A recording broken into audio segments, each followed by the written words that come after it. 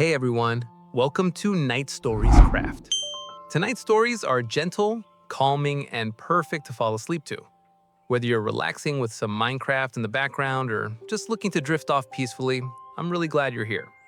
So get comfortable, slow your breathing, and let these quiet, human stories keep you company as you rest. Our first story tonight is about a couple who've been together for almost 5 years, and the quiet, honest moment when they realize they want different things in life. It's a gentle, thoughtful reflection on love, choices, and letting go with kindness. So settle in, get comfortable, and let's begin. I've been with Lisa for almost 5 years, which is a strange amount of time when you think about it. 5 years is long enough to know how a person reacts to almost everything. How they behave when they're stuck in traffic, how they respond when their order comes out wrong, how they talk when they're tired, whether they leave cabinet doors open or close them without thinking. By the time you hit year 5, you're used to the little things. You know exactly how they like their coffee, what they look like when they're pretending to listen but actually drifting off, and what kind of jokes will make them laugh even on a bad day. We met in that very unromantic way that still somehow works, through friends of friends at a small house party. I remember she was sitting at the edge of a couch, holding a cup of cheap wine in both hands, wearing a faded sweatshirt and jeans. There was nothing cinematic about it, but I remember thinking her face looked calm. Not bored, not desperate to impress anyone, just quietly present. We started talking because someone put on an old song and she said, "This reminds me of high school." I said, "Same," and we compared stories about terrible school dances, bad playlists, and awkward crushes. It was easy in a way that caught me off guard. No performance, no pretending. Our relationship for a long time felt like an extension of that first conversation. Natural, unrushed. We moved in together after 2 years, not because of some huge decision, but because it just stopped making sense to go back and forth between two apartments. Most of our life together could be described as ordinary. Weekday evenings with simple dinners, occasional late-night walks when one of us couldn't sleep, arguments over dishes and laundry that never turned into anything serious, sharing headphones on the couch while watching something neither of us fully understood but both pretended to enjoy. It wasn't perfect, but it was ours. The topic of kids didn't come up much at first. When it did, it was in a jokey, distant way. We'd walk past a playground, hear a child screaming their lungs out for some mysterious reason, and she'd say, "Imagine that at 3 in the morning. No pause button, no volume control." I'd laugh and reply with something like, "Yeah, but imagine a tiny version of you rolling their eyes at me the same way you do." Terrifying. It felt like a faraway concept, something for later, like retirement or moving to a quieter place by the sea. A background idea, not a plan. Then, slowly, things started to shift. It wasn't one moment, it was a series of small moments, like someone turning up the volume on a song you didn't even notice playing. One of her closest friends, Anna, got pregnant. We went to the baby shower. There were pastel decorations, silly games, people guessing the baby's weight and name. I spent most of the time near the snack table trying to look useful. Lisa floated around the room, laughing, hugging, carrying tiny onesies and making those soft "aw" sounds I didn't remember hearing from her before. On the way home, she was quiet for a while. Then she said, almost casually, "Do you ever think about what our baby would look like?" I shrugged. "Maybe a little like you, a little like me, and a lot like a tired potato." She laughed, but there was something thoughtful in her eyes. I just realized we're at that age where this is normal now. People having babies. Before it was all traveling and careers and new apartments. Now it's tiny socks and strollers. I changed the subject, not because I was scared exactly, but because it felt like stepping into a conversation I didn't know how to have. Over the next year, more of our friends slipped into that next stage. Someone posted a photo of a positive test. Someone else had a gender reveal party. Another couple started posting stroller walks and chubby cheeks. Lisa really liked those posts. She'd show me pictures and say things like, "Look at those eyes," or "They look so happy." I'd nod, say something neutral. "That's cute. Good for them." One evening, we were sitting on the couch, her feet under my leg, the TV on something forgettable. She muted it, which she rarely does, and turned toward me. She said, "Can I ask you something?" I said, "Sure." "Do you want kids, like, actually? Not in theory, you, personally." I remember feeling my stomach tighten just a little bit. I stalled for time, as people do when they're about to say something they haven't really admitted to themselves yet. "I don't know," I said. "Someday, maybe. Not anytime soon. What about you?" She looked down at her hands. "I think I do. Not right now, but I think about it more than I used to." There was a long pause. The TV screen lit the room with shifting shadows. We didn't fight. We didn't argue. We just changed the subject eventually. But the question stayed. Quietly. Between us. Weeks turned into months. Sometimes, when we walked past kids in a park, I'd glance at her. She watched them in that distant, thoughtful way, not obsessively, not like she was suffering, just as if she was testing the idea in her head and seeing how it felt. Meanwhile, whenever I tried to picture myself as a dad, I felt a kind of static inside. Not fear, exactly, more like a mismatch, like putting on clothes that technically fit, but don't feel right. I didn't tell her that. Not yet. The next turning point came during a weekend away. We'd booked a small cabin outside the city just to get some quiet. There was a little lake, a path through the trees, and not much else. The first night, we sat on a small wooden porch with blankets and tea, watching the sky darken. "Can I ask you again?" she said out of nowhere. "Ask what?" "About kids." I stared at my mug. The tea had cooled down. "Yeah, okay." "Do you want them?" she asked, clearly this time. No jokes, no deflection. I took a deep breath. "Honestly," I said, "the more I think about it, the more I think I don't." She didn't say anything. She just sat there watching me. I kept going, because once you start saying something like that, it's hard to stop halfway. I said, "When I imagine us in the future, I see us traveling, having slow mornings, doing our own projects, having quiet evenings. I don't see kids in that picture at all. And when I try to force them into that image, it feels wrong, heavy, like I'm looking at someone else's life." Her voice was soft when she finally asked, "Never?" I said, "I can't promise never. I don't know who I'll be in 10 years, but right now, if I'm honest, I don't want to be a dad. I don't feel that pull, not even a tiny bit." She nodded slowly, like she was absorbing each word. "And if I told you," she said after a moment, "that when I imagine my future, I do see a child, or maybe two, and that I think I'd regret it if I never even tried." I felt something sink inside me. "I think," I said, carefully, "that's a really big difference between us." That conversation ended without a clear solution. We didn't break up that night. We didn't scream or accuse. We just sat together under a sky full of stars, both realizing that we were standing at the start of a road that split in two directions. When we got back to our usual routine, it was like someone had put a thin sheet of glass between us. Everything looked the same, but it sounded slightly different. Little things started to sting more. At a family dinner, her mom asked, with the familiar smile, "So when am I getting grandchildren?" She laughed it off, but later in the car, she said quietly, "She's not going to stop asking, you know." I answered with a half joke, "We'll get her a cat. That might buy us a couple of years." She didn't laugh like she usually did. Another time, we visited her friend Anna, who had had her baby a few months earlier.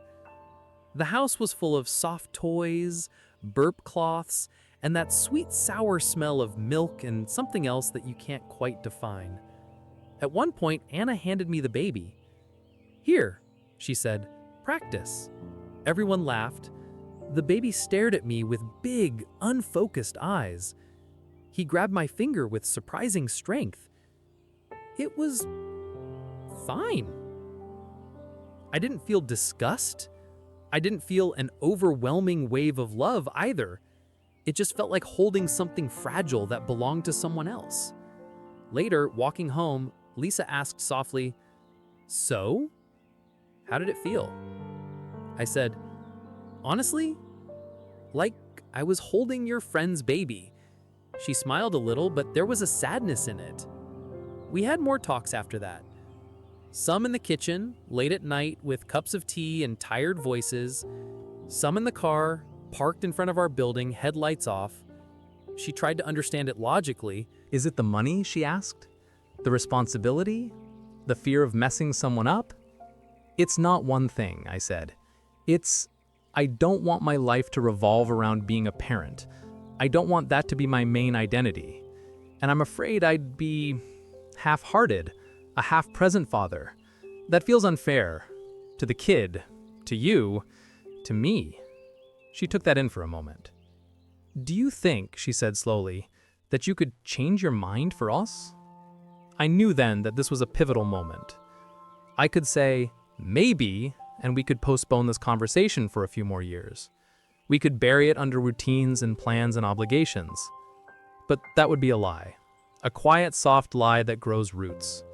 So I said, "I don't think that's fair to you or to me. I could say I'll change my mind, but I don't feel that change happening, and I don't want you to bet your future on something I can't promise."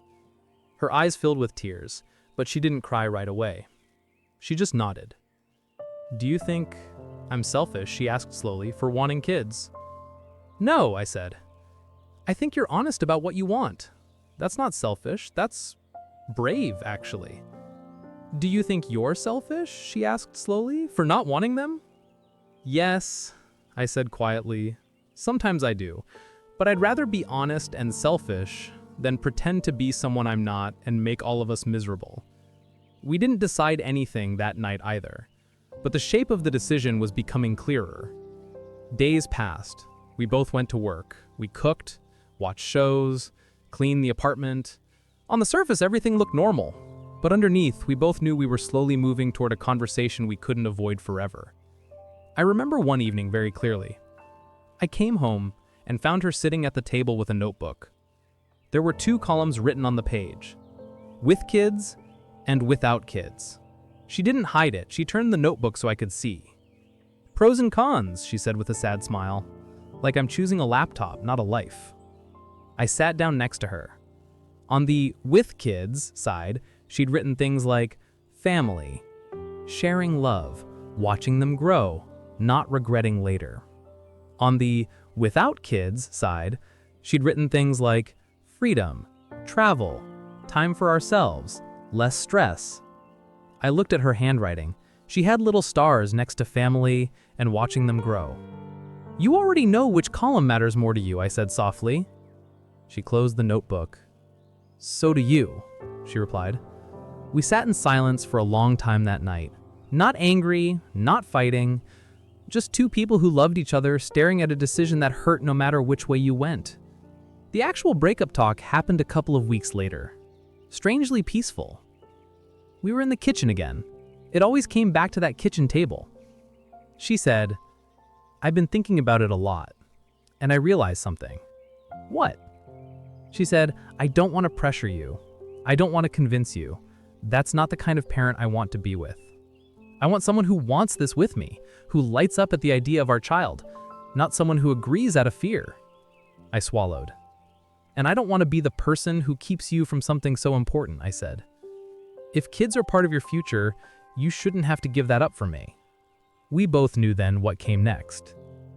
"I think we should let each other go," she said finally. Her voice shook a little, but her eyes were steady. before we start resenting each other. I nodded. I think so too. We cried. Quietly, not dramatically. There were no accusations, no "you never" or "you always." Just sadness and a strange kind of relief that the decision had finally been spoken out loud. Over the next few weeks, we unraveled our shared life. We divided furniture. She took the couch, I kept the table. She took the cat, which made sense. He always preferred her lap to mine. We canceled some plans, changed others, told a few close friends. They were sympathetic in that careful way people are when they don't quite understand, but want to be supportive anyway. The morning she moved out, I helped carry boxes down to the car. We loaded up her books, her plants, the framed photos she wanted to keep. At the end, we stood on the sidewalk next to the car with the trunk open and no more boxes to lift. She said, "I don't regret any of it. Us, I mean." I said, "Me neither, not even a little." She said, "Maybe in some parallel universe, there's a version of you who wants kids and a version of me who doesn't, and they live together forever." I said, "Maybe, or maybe that version would have other problems." We hugged. It was a long hug, familiar and unfamiliar at the same time. And then she got into the car and drove away. I went back upstairs. The apartment felt bigger and smaller at the same time. Her mug wasn't on the counter. Her shoes weren't by the door. Her jacket wasn't hanging on the chair. The silence had a different weight now. Over the next few weeks, I found myself replaying our conversations. There were moments when doubt crept in.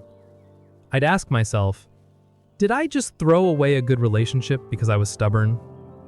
Am I going to regret this in 10 years? Was I just scared and calling it honesty? But whenever I tried to imagine us staying together and having a child, I felt that same tightness in my chest. Me, exhausted and resentful. Her sensing that resentment no matter how hard I tried to hide it. A kid who didn't ask to be born into that tension. It felt worse than the pain of the breakup. And whenever I pictured her 10 years from now, looking back on her life and realizing she gave up something she deeply wanted because I said no, that feeling was worse too. We text sometimes, not often, just enough to know that the other person is still okay. She started working with kids in some capacity, volunteering, I think. She posts photos of herself at events, smiling in that soft way she used to look at those baby pictures. I've thrown myself into other things. Work, hobbies, long walks alone. Learning to enjoy the quiet, not as a punishment, but as a choice. I don't know what my life will look like in 10 years.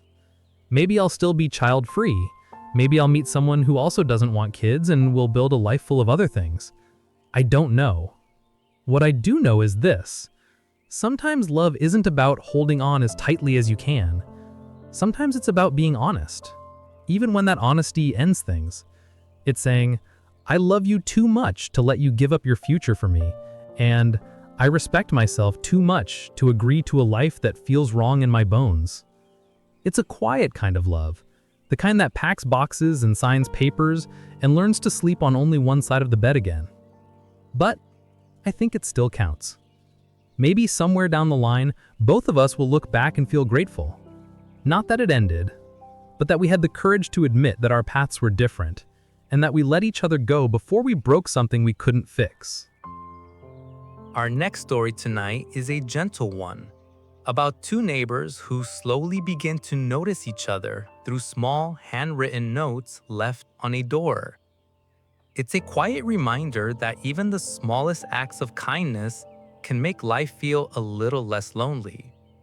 So just relax, settle in, and let's begin. I've never been the kind of person who gets to know their neighbors. I moved around a lot growing up, and my parents always treated neighbors like background characters. Polite nods in the hallway, the occasional good morning, maybe a borrowed tool once a year. That was it. No block parties, no shared dinners, no come over if you ever need anything. I think I just absorbed that mindset without realizing it. So when I moved into my current apartment building last year, I wasn't planning on changing that. I had a new job in a new city, my social battery was constantly on low, and my brain was full of deadlines and self-doubt. I wanted a safe, quiet space where I could close the door, turn on my computer, eat something simple, and not think too much about the world outside my walls. The building itself was pretty average. An older brick structure with a slightly echoing stairwell, a heavy front door that always slammed a little louder than you expected, and hallways that smelled faintly like cleaning chemicals and somebody's cooking at all hours. My apartment was on the 8th floor, near the end of the corridor. Across from me was another door, 8B.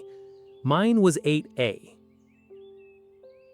For the first couple of weeks, I only ever saw that other door as a closed surface. I never ran into whoever lived there, never heard music or loud conversations. It was like the person across from me existed only as a number on a metal plate. Then, about 2 weeks after I moved in, I came home from work on a Wednesday evening, dragging my feet and mentally going through a list of things I'd forgotten to do, and I saw something taped to my door. It was a small square of lined paper taped neatly at eye level with blue painter's tape. The handwriting was surprisingly tidy and calm, with each letter leaning just slightly to the right. The note said, "Hey neighbor, your package was left downstairs earlier today. I brought it up and left it by your door. 8B. I looked down and sure enough, there was a cardboard box leaning against my doormat. I had completely forgotten I'd ordered anything. For a second, I just stood there looking at the note and the box, then glancing down the hallway like I might catch someone watching to see my reaction. The hallway was empty. I unlocked my door, brought the package inside, and shut the door behind me. I still had the note in my hand. I don't know why, but instead of tossing it immediately, I folded it and put it on the kitchen counter next to the pile of mail I hadn't opened yet. I told myself I'd throw it away later, but it stayed there. About a week later, another note appeared. That day had been one of those mildly annoying ones. Not catastrophic, just full of minor inconveniences that build up like static electricity. Missed a bus, lukewarm coffee, a meeting that should have been an email, a random headache in the afternoon. When I finally reached my floor and turned the corner toward my door, I saw that familiar little square of paper again, taped right in the center. This one said, "Hi again. Your doormat was flipped up earlier. Maybe the door caught it. I put it back so you wouldn't trip in the dark. 8B. I looked down and sure enough, the mat was perfectly straight. Such a tiny thing, but the idea that someone had noticed it and then cared enough to fix it, and then cared enough to tell me they'd fixed it, actually made me smile. I unlocked my door, walked in, and set this note next to the first one on the counter. Something about that small pattern, 2 notes, a quiet watchfulness, started to feel weirdly comforting. After that, the notes became something like a subtle, unofficial ritual. Not every day, not even every week, but regularly enough that I began to expect them. I'd come home from work, turn into the hall, and my eyes would automatically go to my door to see if there was a little square of paper waiting for me. Sometimes it was something practical, like someone left your mailbox open, I closed it so your mail wouldn't spill out, 8B. Sometimes it was about the building itself. Maintenance was in the hallway earlier, checking the smoke detectors. If you hear a loud beep tomorrow morning, it's probably that, 8B. One evening it said, there was a strange dripping sound near your door, around 5 p.m. Might be nothing, but thought I'd mention it, 8B. I checked later and found that my AC unit was slowly leaking. If they hadn't pointed it out, I probably wouldn't have noticed it until it became a bigger problem. Other notes were unexpectedly thoughtful. One rainy night when I was soaked and miserable after forgetting my umbrella and stepping into 3 separate puddles, I found a note that said, if today was one of those days, there's a really good soup place on 5th and Alder that does takeout. Their tomato basil is a lifesaver, 8B. I actually laughed out loud reading it, in the hallway, standing there dripping on the carpet. I did order from that soup place, and it really was good. And I remember sitting at my small table with that steaming container of soup thinking about how strange and nice it was that someone I'd never met had anticipated exactly the kind of comfort I needed that day. At some point, I started collecting the notes more intentionally. Instead of leaving them in a small pile on the counter, I stuck them on the side of my fridge with magnets. At first, it was just 2 or 3, then 5, then more. It became this small collage of someone else's printed words quietly intersecting with my life. For weeks, I didn't respond. Partly because I didn't know what to say, and partly because I was worried that if I reacted, I'd somehow ruin whatever gentle, anonymous rhythm we had. It was like watching a bird land on a windowsill. You want to move closer, but you're afraid if you breathe too loud, it'll fly away. Eventually, I did respond. One night, I had stayed later at work than usual finishing up something for my boss. I got home after 9, exhausted and hungry, and saw a note on my door. The building is testing fire alarms tomorrow at 7 a.m. Don't freak out like I did the first time. 8B. I took the note inside, flipped it over, and grabbed a pen. My heart was actually beating a little bit faster than normal for no good reason. On the back of the note, I wrote, "Thank you for all these little heads-ups. They really help more than you probably realize." 8A. I opened my door again, half expecting someone to be in the hallway, and taped the note gently onto the door of 8B. Then I went back inside and pretended not to think about it. The next day, when I came home from work, there was a note on my door waiting. "You're welcome, and I'm glad they help.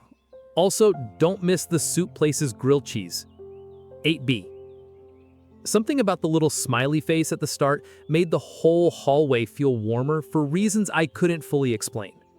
Life went on like that for a while. Work, small routines, quiet evenings, little notes on my door that made me feel less like a nameless tenant and more like a person someone was actually paying attention to. And then, in early winter, I got sick. Not a simple cold, but one of those heavy, draining flus that knocks you off your feet and makes your body feel like it's made of wet sand. It started with fatigue and a sore throat, and within a day I had a fever, chills, and a cough that wouldn't quit. I called in sick to work, dragged my blanket to the couch, and let the TV play whatever auto-cued. I remember looking at the time at some point and being surprised hours had passed. On the third day, I woke up from an uncomfortable nap, head pounding, throat scratchy, and realized I had almost no food left. The idea of putting on actual clothes and walking to the store through the cold made me feel dizzy. I sat there for a few minutes, staring at the kitchen cabinets and weighing whether crackers and a half-empty jar of peanut butter could sustain me another day.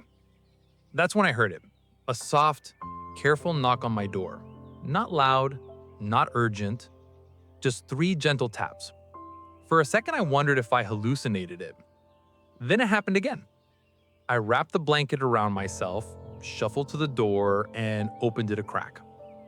The hallway was empty, but on the floor, right in front of my door, was a paper grocery bag.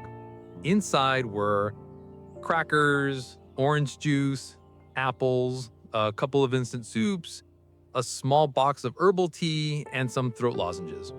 On top, folded neatly, was a note. "Haven't heard much from you, and your lights have been off more than usual. I guessed you might be sick.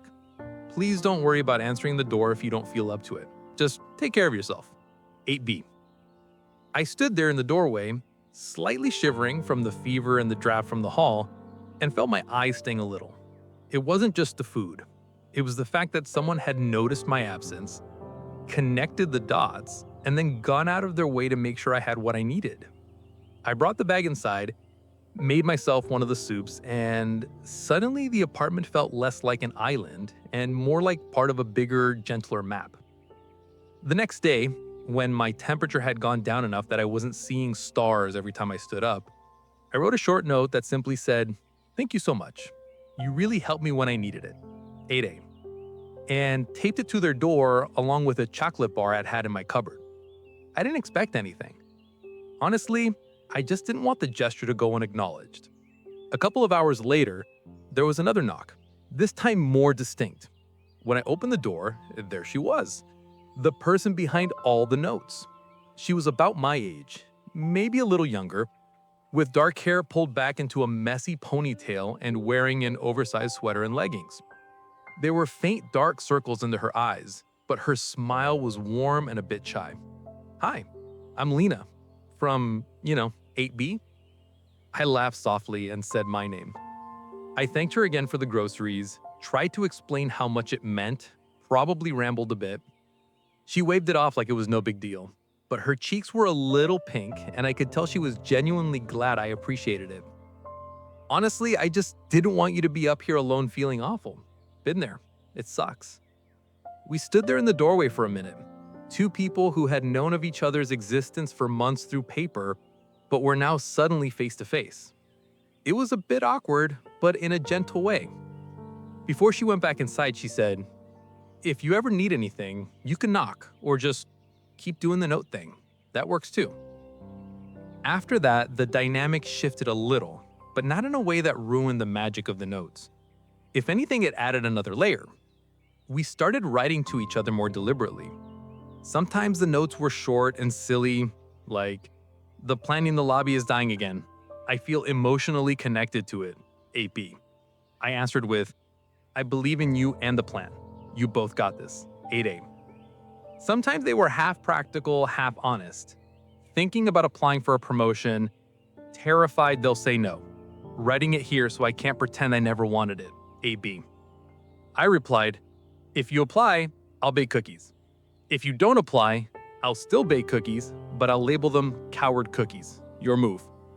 And a week later, I came home to a note that said, "I applied. Prepare the cookies. 8B. The cookies I made were uneven and slightly burnt around the edges. When I left them at her door with a note saying, "The coward cookies have transformed into brave cookies," she texted me later that they tasted like anxiety, but in a good way. Yes, we had each other's numbers by then. At some point, one of us finally said, maybe we should swap numbers in case the building burns down or something. Still, even with texting as an option, the notes never stopped. If anything, they became more intentional. It was almost like the digital messages were for logistics and quick reactions, and the paper notes were for thoughts that needed to be set down more slowly. Sometimes we ran into each other in the hallway or in the elevator and talked for a few minutes. Nothing intense. Usually about the weather, work, some show one of us was watching. Once we ended up both doing laundry at the same time in the basement and spent a half hour talking about the weirdest things former roommates had done. Another time we shared an elevator ride down with a very enthusiastic dog from another floor and laughed about how pets seem to have better social skills than most people. It wasn't like we immediately became best friends or started hanging out constantly. It was more like having someone whose presence quietly threaded through your days. A recurring character in your life who made the whole story feel a little less one-dimensional. One evening, we were both coming home around the same time and lingered on the stairwell between our floor and the one below. Neither of us quite ready to go inside yet. She had a mug of tea in her hands. I had a bottle of water. The stairwell window showed a slice of sky fading into blue-gray. At some point, I asked her, "So, what made you start leaving notes at all? I mean, that's not exactly common neighbor behavior." She thought about it for a moment, then said, "When I first moved here, I tried to do the normal friendly neighbor thing. I baked cookies, knocked on a couple of doors, and introduced myself. People were polite, I guess, but also kind of confused. One guy opened the door, saw the plate of cookies, and just said, 'I don't do this kind of thing,' and shut the door again. After that, I felt ridiculous, so I decided I'd rather be invisible than be rejected like that again." She smiled, but there was a tiredness behind it. "Then one day I noticed your doormat flipped up and thought maybe I could just help in tiny ways. No expectations, no awkward interaction, just small things. If someone appreciated it, they would. If not, at least I tried." I asked, "Why my door though? There are plenty of apartments here." She shrugged and said, "You look like you carried heavy things quietly." I recognized that look. I thought maybe you were the kind of person who wouldn't ask for help even if you needed it. That stuck with me long after we ended the conversation and said goodnight. From then on, I started paying more attention to what I could do on my side too. On days when I knew she had important meetings, I left notes like, "You're gonna do great today. If your day sucks, I have emergency chocolate." After I overheard her coming back from what sounded like a stressful phone call one evening, pacing in the hallway, I wrote, "Whatever that call was about, I hope you don't let it convince you you're less capable than you really are." Sometimes she responded in writing, sometimes over text, sometimes with a tired but grateful smile in person.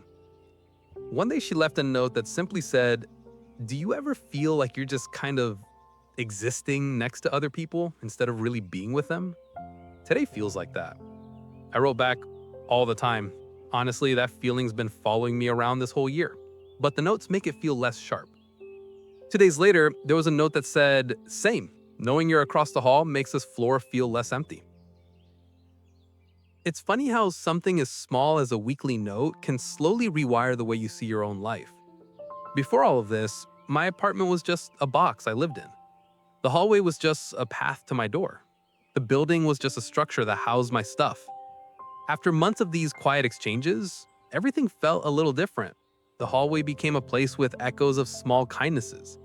The stairwell had memories attached to it, late night conversations, shared moments of exhaustion, random laughter.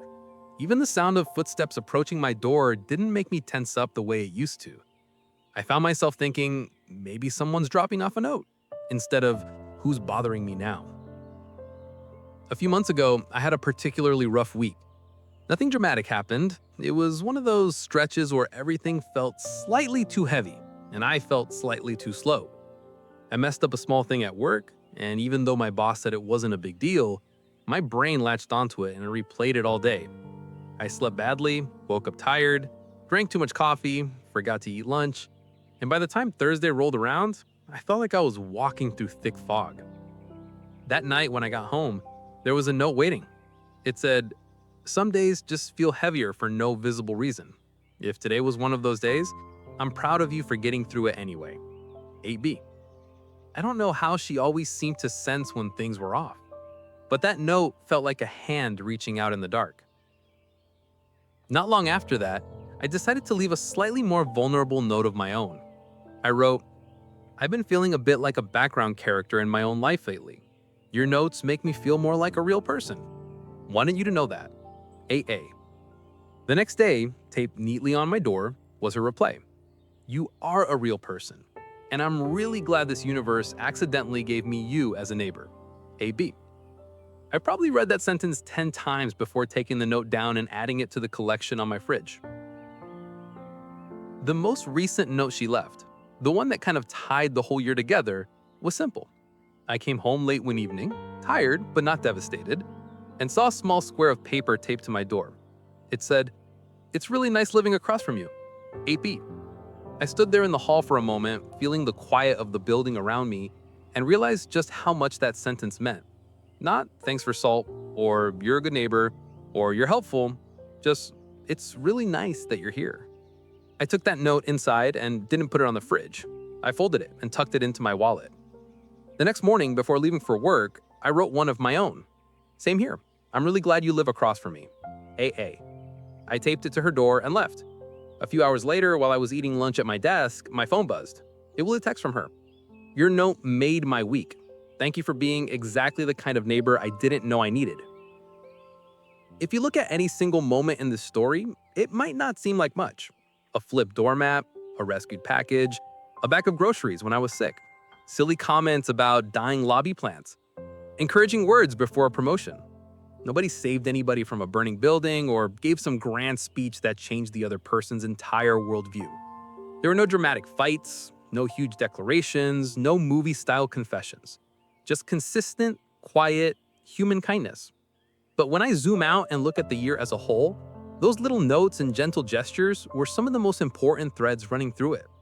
In a city where I started out feeling anonymous and disconnected, I ended up with a neighbor who knew when I'd been too quiet for too long, who noticed when I wasn't okay even when I said nothing, and who took the time to say, in different ways, over and over, I see you. You're not invisible. I'm glad you're here. And I guess that's the thing I learned from all this. Not every relationship that matters begins with fireworks and intense conversations. Sometimes it begins with a piece of paper, a pen, and a few words from one person who chooses to pay attention. Sometimes the smallest gestures, like a note that says, hope today wasn't too hard, are the ones that quietly shift the way you move through the world.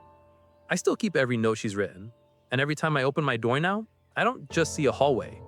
I see the path where those notes appeared one by one and slowly turned the stranger across from me into someone I genuinely care about.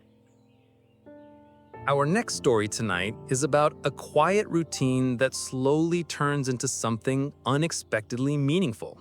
It's the gentle tale of a morning bus ride, a worn journal, and the stranger who sat beside me and helped me see life a little more softly. So, settle in, get comfortable, and let's begin. I've never really thought of myself as the kind of person who has main character moments. Most of my life has felt like background noise. Quiet routines, small habits, the same streets, the same coffee shop, the same weekday bus that takes me from my apartment to a job I don't love but can tolerate. For a long time, that was enough. Or at least, I told myself it was. I think that's why the stranger on the bus caught me so off guard. Not because he did anything dramatic or life-changing, but because his presence slowly turned one of the most boring parts of my day into something I actually looked forward to. And it happened so gradually that at first I didn't even notice it was happening. I just knew that the mornings felt a little less heavy, and I was a little less alone. When all of this started, I'd been taking the same 7:18 bus for almost a year. It wasn't special. It was one of those slightly older city buses where the seats squeak when you shift your weight, the heater rattles in the winter, and the windows never really close all the way, so you always feel a faint draft on your ankles. The regulars on that bus were a quiet crowd. A nurse in pale blue scrubs who always looked exhausted, a guy in a bright orange construction jacket who fell asleep within 5 minutes of sitting down, and an older woman who knitted endlessly and somehow managed to never look up. And a rotating cast of people with headphones in and faces turned toward their phones. I fit right in with them. I always sat in the same seat, the window seat on the left, third row from the back. It wasn't a sentimental choice, it just gave me something to lean on when I was too tired to hold my head up. I'd press my shoulder against the cool glass, hold a travel mug of coffee in both hands like it was anchoring me to consciousness, and watch the city crawl past. That was my whole world from 7:18 to 7:38 every weekday. The bus, my coffee, the view, and the low hum of the engine. The first morning he sat next to me, I noticed him only in the way you notice any stranger who enters your space. He climbed on at the same stop where a crowd always got on, near a row of small houses and a bakery that opened early. He wasn't particularly tall or striking. Brown hair, a little messy like he'd run his hand through it and given up. A dark green jacket that looked like it had seen a few winters. A worn brown backpack slung over one shoulder. He glanced down the aisle, saw that the seat next to mine was one of the only open ones, and started walking toward it. I remember feeling that small, irrational flare of annoyance that happens when your unspoken bubble is about to be disturbed. The aisle seat had been empty all week, and I'd selfishly started thinking of it as an extension of my space. But he didn't flop down heavily or shove his bag into my side the way some people do. He paused for half a second, gave me a quick, polite nod, and sat down carefully, making sure not to bump my coffee. He smelled faintly like laundry detergent and cold air. After settling in, he pulled a small book from his bag and rested it on his lap. It wasn't a paperback novel or some huge hardcover. It was a simple, cloth-bound book with a soft green cover and slightly frayed edges. There was no title on the front, just a thin black elastic band to hold it closed. He undid the band, opened it somewhere near the middle, and started reading with the kind of focus that made the rest of the bus seem a little less loud. For the first few days, that was all it was. He'd get on at the same stop, give that same small nod, sit beside me and read. I'd sip my coffee and stare out the window, pretending I wasn't aware of the way he turned pages slowly, the way he sometimes smiled faintly at something he read, the way he occasionally glanced up to look out at the same things I was seeing. We existed in parallel, two quiet people in a shared space, separated by a few inches and our own internal worlds. But after a week, his presence had become part of the pattern. On the rare morning he wasn't there, the empty seat beside me felt weirdly loud. The first time he actually spoke to me was because of my terrible coordination. The bus hit a pothole harder than usual just as I lifted my travel mug to my lips. The coffee sloshed toward the rim and the cup lurched in my hand. Before I could react, a steady hand reached out and gently pushed the bottom of the cup back upright. A few drops still spilled onto my fingers, but most of the coffee stayed inside. "Careful," he said quietly. His voice was low, still a bit rough from sleep, but there was a softness in it that immediately put me at ease. "Thanks," I muttered, wiping my fingers on my sleeve and probably turning a little red. "No problem," he replied, already pulling his hand back, his eyes dropping down to his book again as if nothing important had happened. But the silence around us felt different after that. Not broken exactly, but opened up. There was a new awareness there, a sense that we weren't just two bodies occupying neighboring seats, but two people who had now acknowledged each other's existence. The next morning, when he slid into the aisle seat, he didn't open the book right away. Instead, he glanced out the window as the bus started moving and said, almost to himself, "They finally fixed that street lamp." I followed his gaze and realized I'd been staring past that broken street lamp for months without really seeing it. Now the light was on, casting a pale yellow glow over the corner where people waited for the bus in the dark. "Yeah," I said. "It's been out for a while." He nodded. "My grandfather used to complain about it every time he visited. He said that corner looked like the beginning of a crime documentary." I snorted before I could stop myself, then immediately clamped my lips shut, surprised that I'd laughed out loud in front of a stranger. But he smiled, eyes still on the window.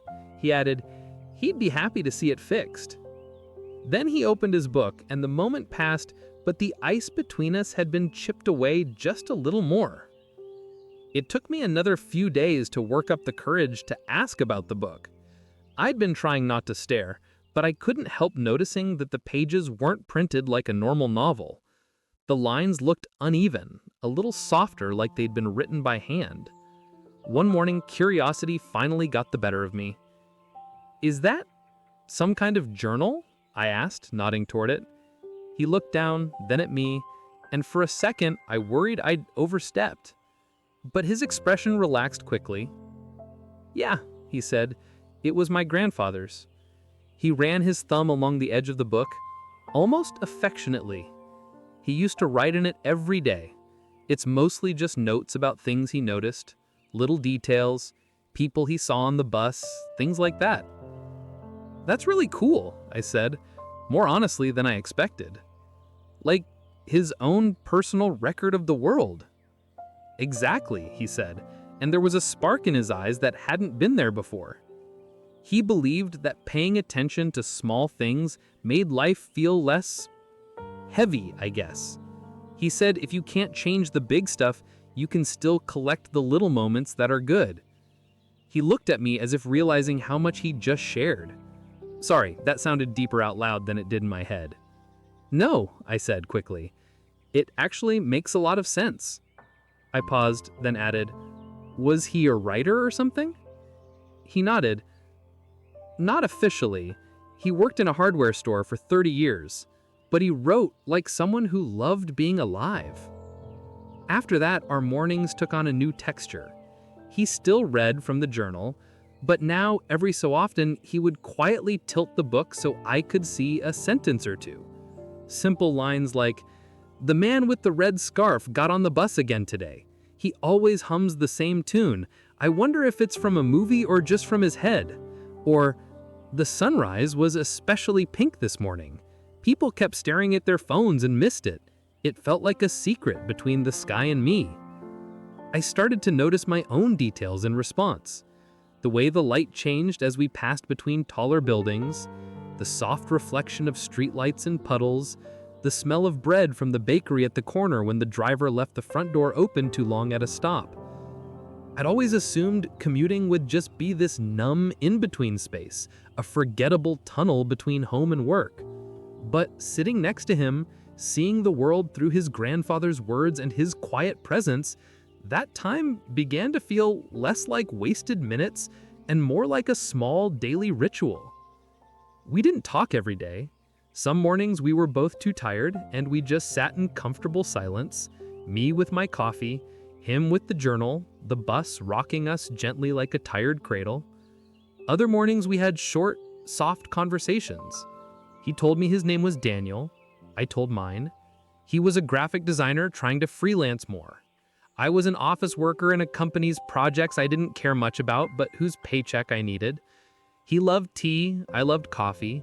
He liked autumn, I liked spring. He had a sister he was close to, I had a brother I hadn't spoken to in months. We didn't dive deep into those topics yet, but even just mentioning them felt like opening a window in a stuffy room. The first big change came in winter.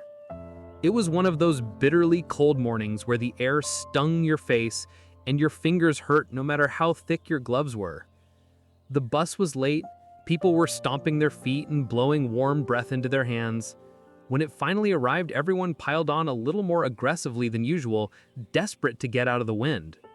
I squeezed into my usual seat, rubbing my hands together, and a minute later Daniel slipped in beside me, cheeks pink from the cold, a knit hat pulled low over his ears. Rough morning? He asked as he settled into his seat. I lost the battle with my alarm clock, I replied, and with my heating system. He chuckled. At least the bus is pretending to be warm. We both sat there for a while, blowing quietly into our hands. Then he reached into his backpack and pulled out a small thermos. I brought extra, he said. It's just tea. Want some? I hesitated for a second, then nodded. Sure, thanks. He poured some into the lid cup and handed it to me carefully so it wouldn't spill. It was mint and something floral, hot enough to warm my fingers just holding it. I took a sip and felt the warmth spread down my throat, into my chest, thawing a little of the heaviness that had been living there for weeks. This is really good, I said. Yeah, he replied. It was my grandfather's favorite blend. He said it tasted like breathing out. I closed my eyes for a second, letting the flavor settle, and thought, maybe he was onto something. Shortly after that, he stopped coming. It happened without warning. One Monday morning, he simply wasn't there. I told myself he'd probably overslept or taken a different bus. But then Tuesday came, and his seat was empty again. Then Wednesday. By Friday, I'd memorized the shape of that emptiness. It was strange how quickly the bus had gone back to feeling like just the bus again. The heater rattled, the nurse in blue scrubs nodded off, the construction worker's bright orange jacket glowed near the front. But the little pocket of warmth I'd come to expect beside me was gone. I tried to be rational about it. People change jobs, move apartments, shift schedules all the time. It wasn't like he owed me an explanation. We weren't best friends. We didn't hang out outside the bus.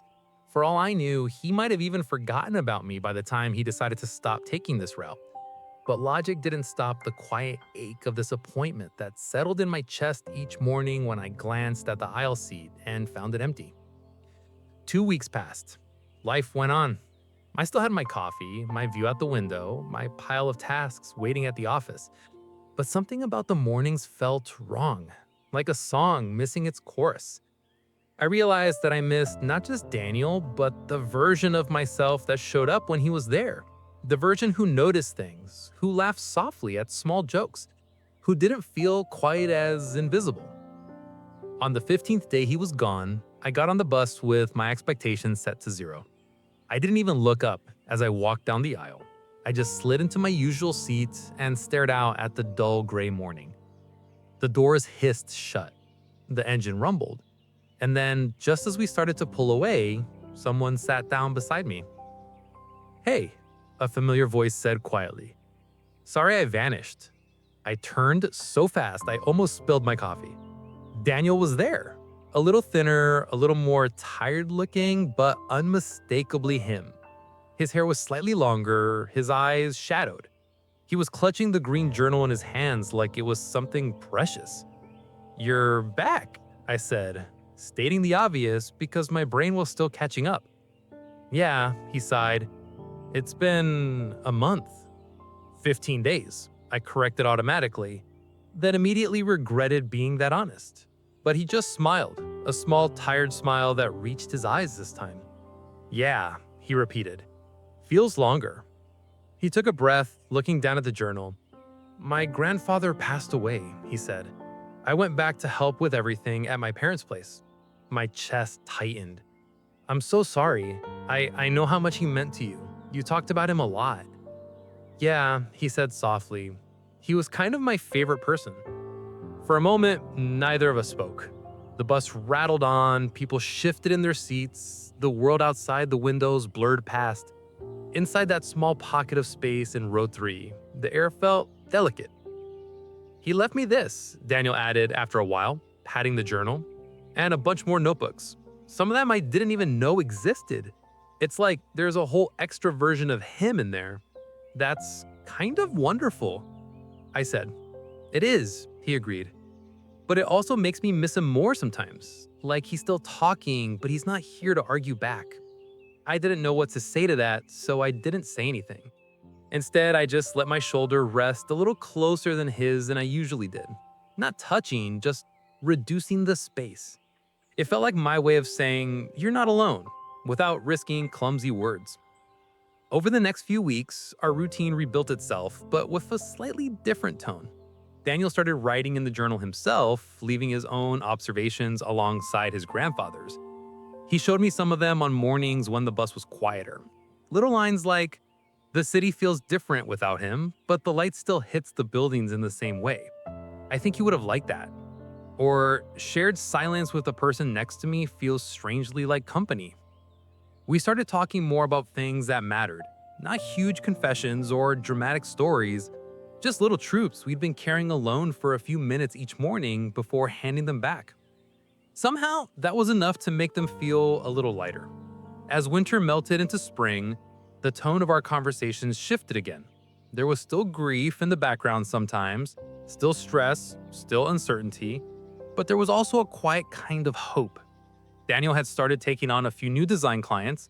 I'd applied for a position in another department that felt slightly more aligned with my interests. On one especially bright morning when the sky looked like someone had polished it, he slid a small folded piece of paper toward me. He said, "I wrote something about the bus rides. If you hate it, you're legally required to lie." I unfolded the paper and found a short paragraph written in his neat, slightly slanted handwriting. It said, "There's a person who sits next to me almost every morning. I don't know every detail of their life, but I know how they hold their coffee like it's the first good thing in their day. I know how they look out the window like they're searching for something soft in a world that can be hard. I know that when they laugh, even a little, the bus feels less like a machine and more like a small, moving room where good things still happen. I don't know what they think of me, but I'm grateful our lives overlap for 20 minutes at a time."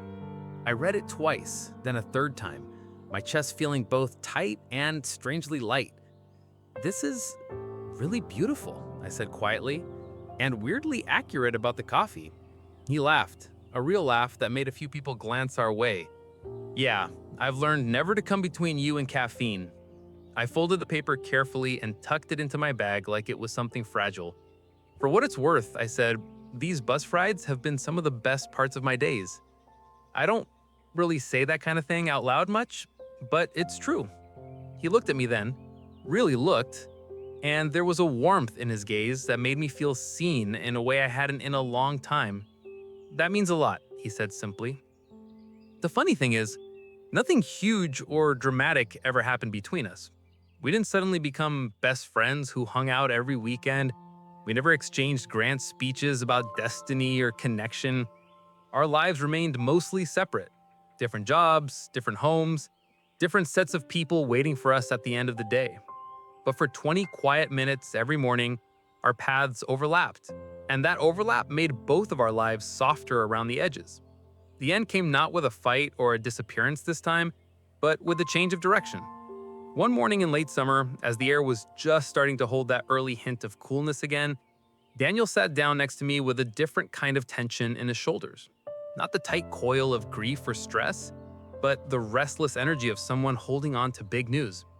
I got offered a full-time design job at an agency across town. It's honestly kind of my dream job. "That's amazing," I said, genuinely happy for him. Congratulations. Thanks, he replied, smiling. I am too. It's just bittersweet, I guess. He paused, then added, the only catch is, it's nowhere near this bus route. Today's my last week on the 718. There it was. The shift I'd subconsciously known would come eventually. I swallowed around the small lump in my throat. That's really great though. I mean it. You deserve it. He nodded. Yeah, I'm excited. A little terrified, but excited. He paused, then added, I just didn't want to disappear on you again without saying anything this time. I appreciated that more than I could put into words. I'm glad you didn't, I said. For the rest of that week, our rides felt a little bit like when you're finishing a good book and you're savoring the last chapter slowly because you don't want it to end. We still talked, still noticed small things out the window, still shared silence. But there was also a gentle awareness that we were standing at the edge of something finite. On his last day, he handed me the green journal as the bus approached his final stop. I can't take this, I said immediately, panic flaring in my chest. It was your grandfather's. He shook his head. He filled most of it already. I've copied the parts I couldn't bear to lose, and I've added my own notes. He nudged it toward me. Consider it a reminder to keep noticing things, and to remember that you made at least one person's mornings a lot better. My throat tightened. I took the journal carefully, like it might shatter. Thank you, I said, the words feeling too small. He stood as the bus approached his final stop. Thank you, he replied, for sitting next to me and not making it weird. I laughed, even as my chest ached. Anytime. He took a step toward the aisle, then turned back one last time. Hey, you know how my grandfather always wrote about small things making life feel lighter? Yeah. You've been one of those small things for me this year. In a big way. Before I could respond, the bus door opened with its familiar hiss, and he stepped out into the morning light. He gave a small wave through the window once, then blended into the flow of people on the sidewalk until he was just another shape in the crowd. I held the journal in my lap for the rest of the ride, running my fingers over the worn cover. When I finally opened it later that night at home, I found page after page of his grandfather's handwriting, tiny slices of life preserved in ink. Tucked between two of those pages was a fresh entry in Daniel's handwriting, dated that morning. It read, Last ride on the 718. The person next to me smiled when I told them my news. I think my grandfather would have liked them. I think he would have told me not to be sad that this chapter is over, but to be grateful it was written at all. I closed the journal gently and sat in the quiet of my apartment, feeling something soft and steady settle in my chest. I knew I'd miss seeing Daniel on the bus. I knew the mornings would feel different again, but I also knew something had changed in me for good. I found myself looking out the window with new eyes the next day, noticing the color of the sky, the way steam curled from sewer grates, the way a kid in a red hoodie waved at the bus like it was a parade float.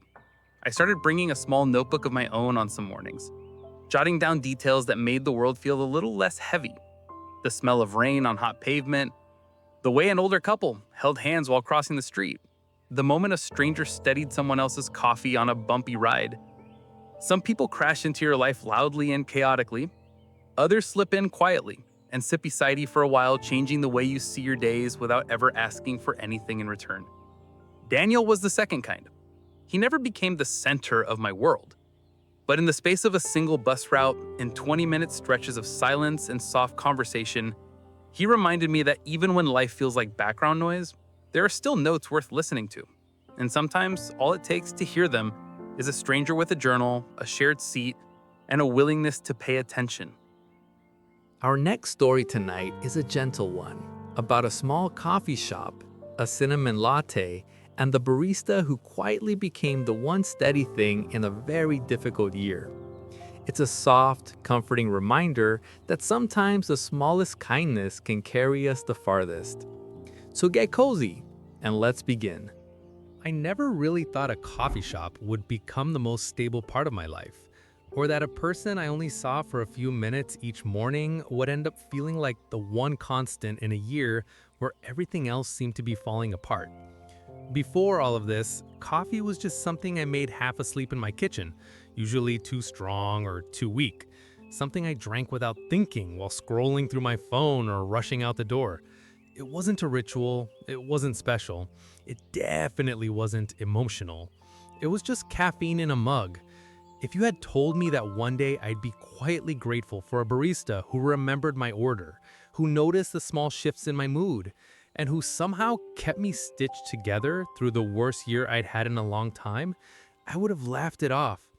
But that's how it happened anyway. Not all at once, not with some dramatic moment of revelation, but slowly, gently, almost unnoticed, until one day I realized that my morning coffee had become more than a drink. It had become a little piece of safety I kept returning to. The year everything changed started with a meeting that I didn't know would punch a hole through my routine. I'd been working at the same job for almost 4 years, doing a kind of office work that was easy to describe and hard to care about. It wasn't my dream job, but it paid my rent and gave me a reason to wake up on weekdays. And I told myself that was enough for now. The building was a short bus ride away from my apartment, and on the way there, I always passed this small cafe on the corner with big windows and green painted trim, a place I barely noticed. Sometimes I saw people sitting inside with laptops or books, soft yellow lights spilling out onto the sidewalk, but it registered as background scenery, nothing more. Then, one Tuesday, my manager sent me a short calendar invite. Quick chat at 10 a.m. There was no subject line, no context. I walked in with a notepad and pen, assuming we were going to discuss a new task or maybe review some small mistake I had made and forgotten about. Instead, I walked out 30 minutes later carrying a cardboard box with my things in it. The company was restructuring, they said. My position was no longer aligned with the new organizational priorities. They were so grateful for my work. I'd get a small severance, they'd support my transition, and I could list them as a reference. It wasn't personal, they insisted. It rarely is when your whole life gets shoved into a box and you're escorted out with a half-hearted handshake. I remember walking out of the building and standing on the sidewalk, clutching the box against my chest like a shield. Cars moved past, people checked their phones, buses hissed and pulled away. The world stayed exactly the same while mine cracked open in this quiet, humiliating way. I started walking because standing still made my chest feel tight. I wasn't ready to go home to the silence of my apartment, to the reminder that my work laptop was gone and my email account no longer existed. I walked without really choosing a direction, and my feet took me along the same route as usual, past a bus stop, past the familiar storefronts, until I ended up in front of that cafe I had always ignored. The inside looked warmer than the February air felt. For a moment, I just stood there looking through the glass, watching people move slowly inside, someone writing in a notebook, someone laughing with a friend, someone staring into space with both hands wrapped around the mug. It was the first time that day I had the thought, I don't want to be out here right now. I pushed the door open and a bell chimed softly above me, a gentle sound that somehow made my shoulders drop an inch from where they'd been bunched around my ears. The cafe smelled like ground coffee, warm milk, and something faintly sweet like vanilla and cinnamon mixed together. The lighting was soft, but bright enough to see comfortably. It wasn't the harsh fluorescent glare of an office, just warm yellow lights and a few lamps near the corners. There were little plants on shelves, chalkboard menus with careful handwriting, and a glass case with pastries that looked homemade rather than mass-produced. Behind the counter was a person with a light brown apron, dark hair pulled back, and kind eyes that met mine as soon as I stepped in. "Hey there," they said, voice calm and friendly, not overly cheerful but genuinely welcoming. "What can I get started for you?"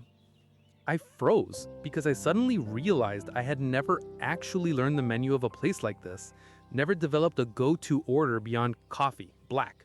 My brain felt foggy, full of static from the morning, and for a second, all I could manage was to stare at the board above their head, the one full of names like caramel something and vanilla something else, and words like double and oat milk and foam that I couldn't mentally assemble into a decision. The barista noticed my hesitation and didn't rush me, didn't tap their fingers, or look past me to the next person in line. There wasn't even anyone behind me yet, but even if there had been, I got the sense they would have given me the same unhurried space. "Rough day?" they asked in a tone that was light but not flippant.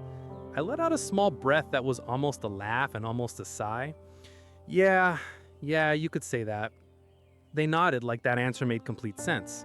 "Okay," they said. "In that case, how about something warm and easy? Do you like cinnamon?" I blinked. "Yeah, cinnamon's good." All right, I can do a cinnamon latte. Not too sweet, just cozy. They said cozy like it was a small medicine for the soul, not a cheesy word on a mug. I didn't have the energy to be indecisive, so I just nodded. Sure, that sounds nice. One cinnamon latte coming right up, they said gently. They moved with confidence and calm, not theatrically, but with a kind of quiet focus, like they'd made thousands of drinks and still cared about getting this one right. I watched them tamp the espresso, steam the milk, sprinkle a bit of cinnamon on top with this almost artistic little flick of the wrist. When they set the cup in front of me, it was in a real ceramic mug, not a paper to go cup, and there was the faintest hint of a little heart drawn in the foam, slightly lopsided but clearly intentional. Here you go, they said. You can sit wherever you like. I carried the mug to a small table near the window and sat down carefully, like if I moved too quickly, the fragile bubble of quiet around me would pop. The first sip was like breathing after holding my breath for too long. The drink was warm, smooth, and gently sweet, with just enough cinnamon to feel comforting without being overwhelming. I looked out the window at the cold street, and for the first time that day, didn't feel like the world was pressing in on me from all sides. I stayed there for almost an hour, not doing much of anything, just staring, thinking, letting the shock settle into something less sharp. When I finally got up to leave, the barista glanced over from behind the counter. Have a good rest of your day. And even though my day was not good by any normal definition, the way they said it made me believe that maybe the rest of it wouldn't be completely unbearable. The next morning, I woke up with that heavy feeling still in my chest, that one that says things are not okay and you don't know when they will be. I stared at the ceiling, feeling the absence of the routine I had taken for granted. No emails to check, no tasks waiting, no commute I needed to rush for. My apartment felt too quiet and too small, and the thought of sitting there all morning alone with my thoughts and the blank page of my future made my throat tighten. I got dressed without much intention, pulled on a jacket, grabbed my keys, and found myself walking the same route as usual. When I reached the cafe, I hesitated for just a second and then opened the door. The bell chimed again, soft and familiar now. The warmth and smell wrapped around me like they had the day before. The barista looked up from the counter, and when they saw me, their face lit up with a recognition that I didn't expect. "Good morning," they said. "Cinnamon latte?" I stopped in my tracks. You remember me?" They smiled, a little sheepish, like it wasn't a big deal. "Yeah, you looked like you needed something warm yesterday. I have a weirdly good memory for orders. Is that okay?"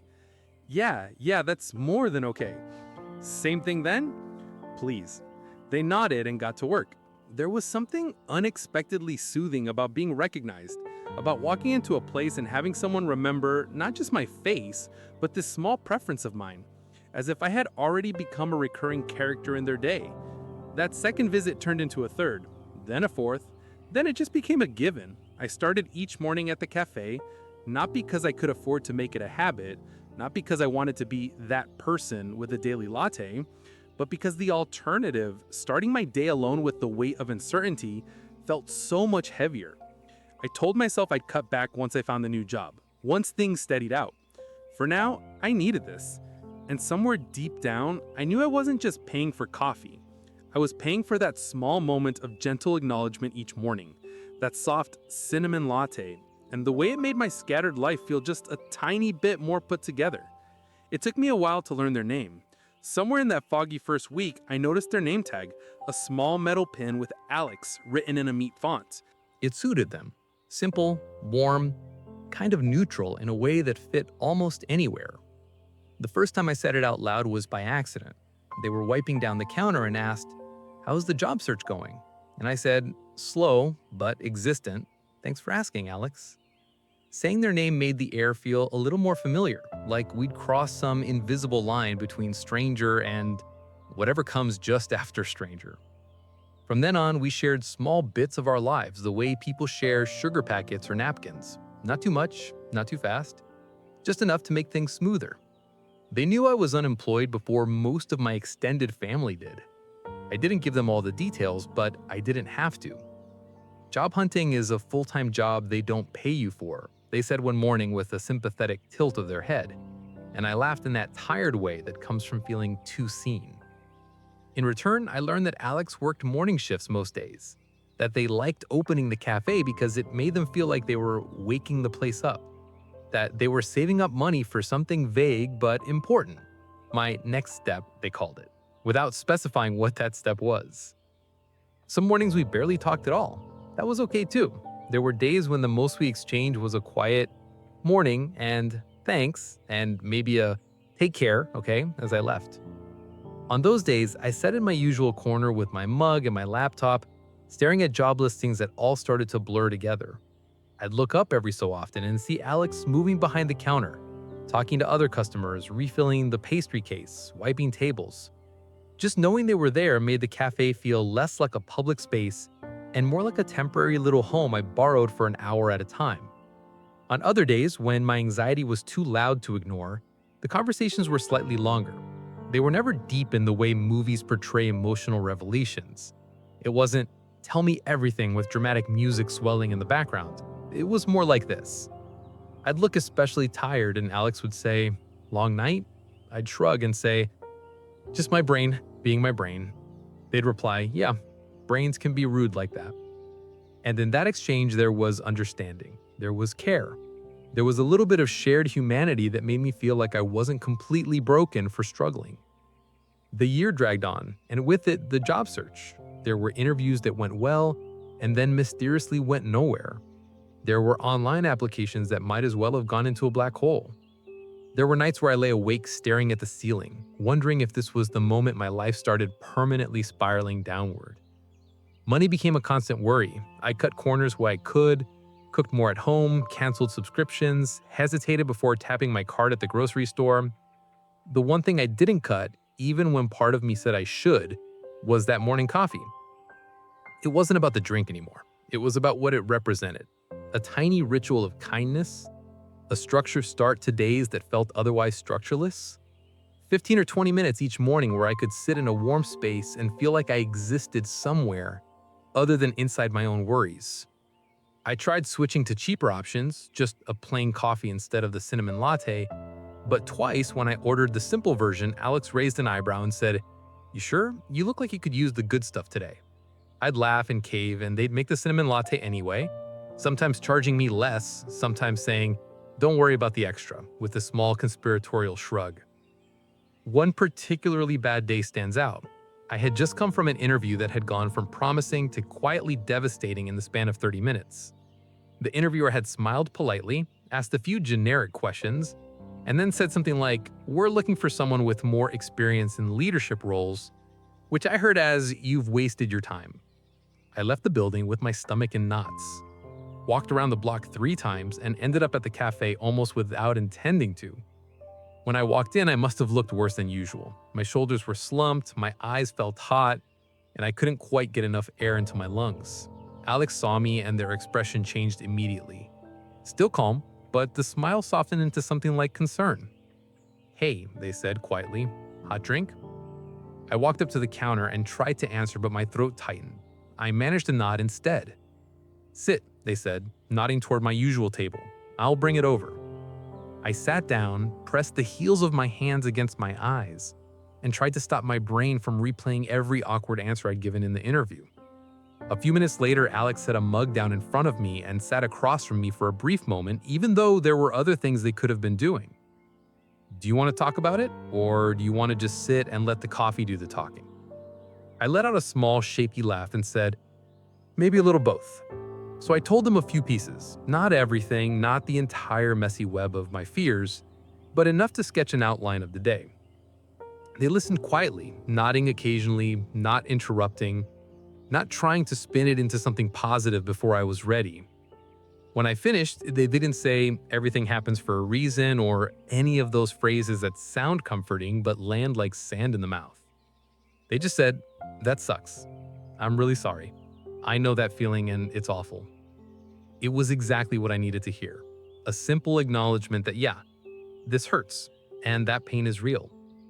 Then they added, "This might not help right now, but I promise it won't always feel like this.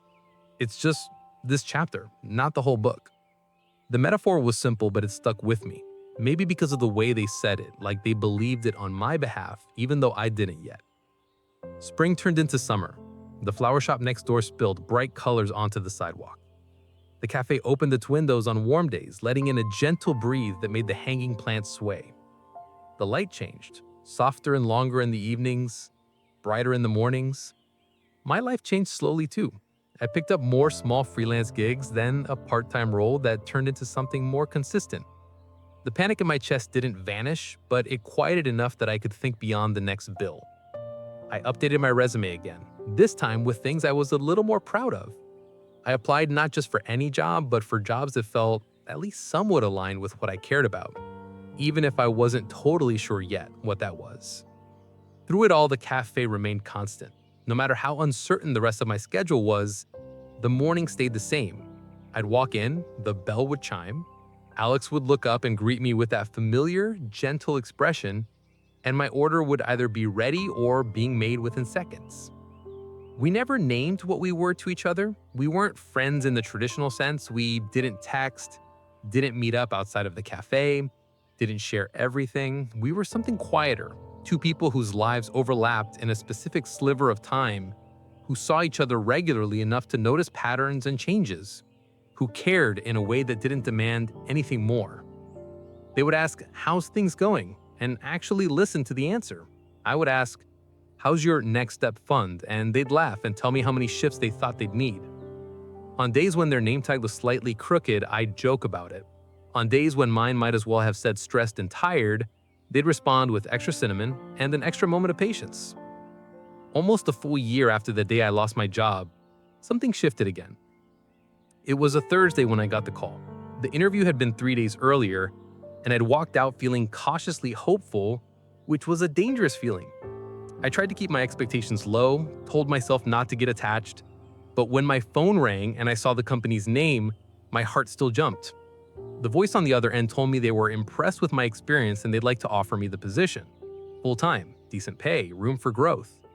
I thanked them, wrote down the details with a hand that shook just a little, and after the call ended, I just stood in my kitchen staring at nothing. Then the very first impulse that came to me was, I need to tell Alex. The next morning when I walked into the cafe, I must have been wearing the news on my face because Alex looked at me for half a second and said, "Okay, I've seen you tired, stressed, half awake, and caffeinated, but I don't think I've seen this expression yet. What happened?" I grinned, surprising myself with how wide it was. I said, "I got a job, like a real one, full-time. I start in 2 weeks." Their eyes lit up, and for a moment I saw pure, unfiltered joy there, like someone had just told them their own good news. "Are you serious?" they said, leaning forward on the counter. "That's amazing, congratulations." "Thank you," I said, feeling my cheeks warm. "It still feels kind of unreal." "Oh, I believe it," they replied. "I've seen the pre-coffee version of you for a year now. You worked for this." We both laughed, and it felt like a small celebration in itself. Then I let out a breath and added, "There's a catch, though. The job is across town, different direction. I won't be walking past here every morning anymore." For a moment, neither of us spoke. It wasn't a heavy silence exactly, but it was weighted with understanding. Alex nodded slowly. "Yeah," they said. "I figured something like that might happen one day." "I still plan to come by when I can," I said quickly. "Just not every day. Probably not at the same time." "Hey," they replied with that calm, steady voice that I'd come to depend on. "It's okay. That's kind of the goal, isn't it? For you to not need this place as much as you did at the start?" "I don't think need is going away completely," I said, half joking, half serious. "I've become emotionally attached to your cinnamon latte." They chuckled. "I'll take that as a compliment." Then more softly they added, "I'm really happy for you. Really. And I'm honored I got a front row seat to this chapter." That word again, chapter. It felt right. That day the latte they made looked especially pretty. The heart in the foam was more centered than usual, the cinnamon sprinkled just so. When they handed it to me, there was something written on the side of the cup in black marker. I didn't read it right away. I carried the drink to my usual seat, sat down, and only then turned the cup to see the words. In neat handwriting it said, "You made it through. I'm proud of you. -A."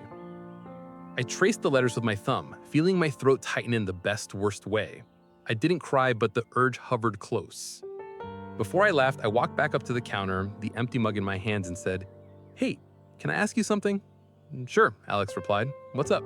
Do you ever feel like you're just here for people in small ways and you don't really realize how much it means to them? They tilted their head slightly, considering the question. Sometimes, they said, I don't always know if what I do matters. It's just coffee, you know? It's not just coffee, I said quietly. Not to me. This place, in you made a really hard year feel survivable. You are the one constant when everything else felt like it was falling apart. I don't think you know how much that helped. They didn't respond right away. Their expressions softened slowly, their eyes glinting with something like emotion. Thank you, they said eventually, their voice a little quieter than usual. I don't really know what to say other than that. I'm really glad I could be that for you. We didn't hug, we didn't exchange numbers or promise to stay in touch. It didn't need that kind of ending. Instead, we shared one of those long, gentle looks where both people know something important has been acknowledged. And that's enough. In the weeks that followed, as I started my new job and built new routines, I still thought about the cafe often. The first morning at the new office, drinking coffee from a paper cup that tasted a lot more bitter and a lot less intentional. I missed the sound of the bell above the cafe door, the soft steam of milk, the quiet hum of people working and resting in the same small space. I missed the way my name sounded in Alex's voice, the way they always seemed to notice how I was doing before I'd said a word. I visited a few times on weekends after that, when I could. The schedule was different, the crowd slightly changed, but the feeling was the same. The green walls, the chalkboard menus, the smell of cinnamon and coffee, and Alex behind the counter greeting people with that same gentle attention. Each time I came in, their face lit up in that familiar way, and for a moment it felt like I'd stepped back into a version of myself that had needed this place far more desperately than I did now. Eventually, the visits grew less frequent, not because I stopped caring, but because life filled up with new responsibilities, new places, new routines. But even now, whenever I walk by that part of town, I slow down near the cafe. Sometimes I peek through the window and see Alex moving in their own quiet rhythm, and it makes me smile. There are so many people in the world whose names we never learn, whose roles in our stories we consider minor because they only briefly intersect with ours. But every now and then, one of those minor characters holds up a piece of your world when it's starting to slip, without ever making a big show of it. They hand you a warm cup when everything feels cold. They remember your order when you feel forgettable. They ask how you are and actually mean it. They show you, in small, consistent ways, that you're not as alone as you think. For me, that person was a barista in a cafe on the corner, with kind eyes, steady hands, and a weirdly good memory for orders. They didn't fix my problems, they didn't change the big picture, but they were there every morning when I needed a soft place to land before facing the rest of the day. And when I think back on that heavy year, I don't just remember the panic and uncertainty. I remember warmth, cinnamon, soft yellow lights, a familiar voice saying, "Cinnamon latte," like a quiet promise that at least for the next little while, I was going to be okay. Hey everyone, it's good to be here with you tonight. I'll be continuing the stories for you, and I hope my voice helps you settle in, relax, and drift a little closer to sleep. Our next story is a gentle one, about a quiet library corner, an old worn-out chair, and the unexpected comfort hidden in the little notes left behind by a stranger. So take a deep breath, get cozy, and let's begin. I've always believed that certain places hold a kind of quiet memory, and out of all those places, libraries feel the most alive to me, even though they're mostly made of shelves and silence and soft footsteps. For most of my adult life, though, I didn't really give myself time to sit in one. I told myself I was too busy, that I could read at home if I wanted to, or scroll on my phone, or half-watch something in the background while answering emails. The library was something I kept meaning to appreciate one day when life slowed down. Of course, life didn't slow down on its own. It broke instead. The thing that pushed me through the library doors for the first time in years was a breakup that felt less like a clean break, and more like someone had quietly removed one of the support beams from under my life. We'd been together long enough that our routines were tangled together, shared groceries, shared shows, shared laundry days, shared jokes that no one else would understand. When it ended, it didn't end with a dramatic fight or of a door slamming. It was more like a slow unraveling. A lot of small conversations that all led to the same sentence. I don't think this is working anymore. After it was done, after the boxes were packed and the keys were exchanged and the social media profiles were neatly separated, I was left with an apartment that felt wrong. The couch was the same. The mugs were the same. The photos had been carefully taken down, but the air felt different, noticeably empty. I felt like a guest in my own space. I tried filling the silence with podcasts, music, shows, anything, but it all felt like noise layered over a deeper kind of quiet that I didn't know how to sit with. One afternoon, after staring at the same spot on my wall for far too long, I realized that staying inside was making everything worse. I needed to be somewhere that didn't belong to us, somewhere with other people around, but not in a way that demanded interaction. The library popped into my mind like a suggestion from another version of myself, one who still believed in quiet moments being good for you instead of scary. So I put on my jacket, wrapped a scarf around my neck more out of habit than need, and walked the 3 blocks to the library.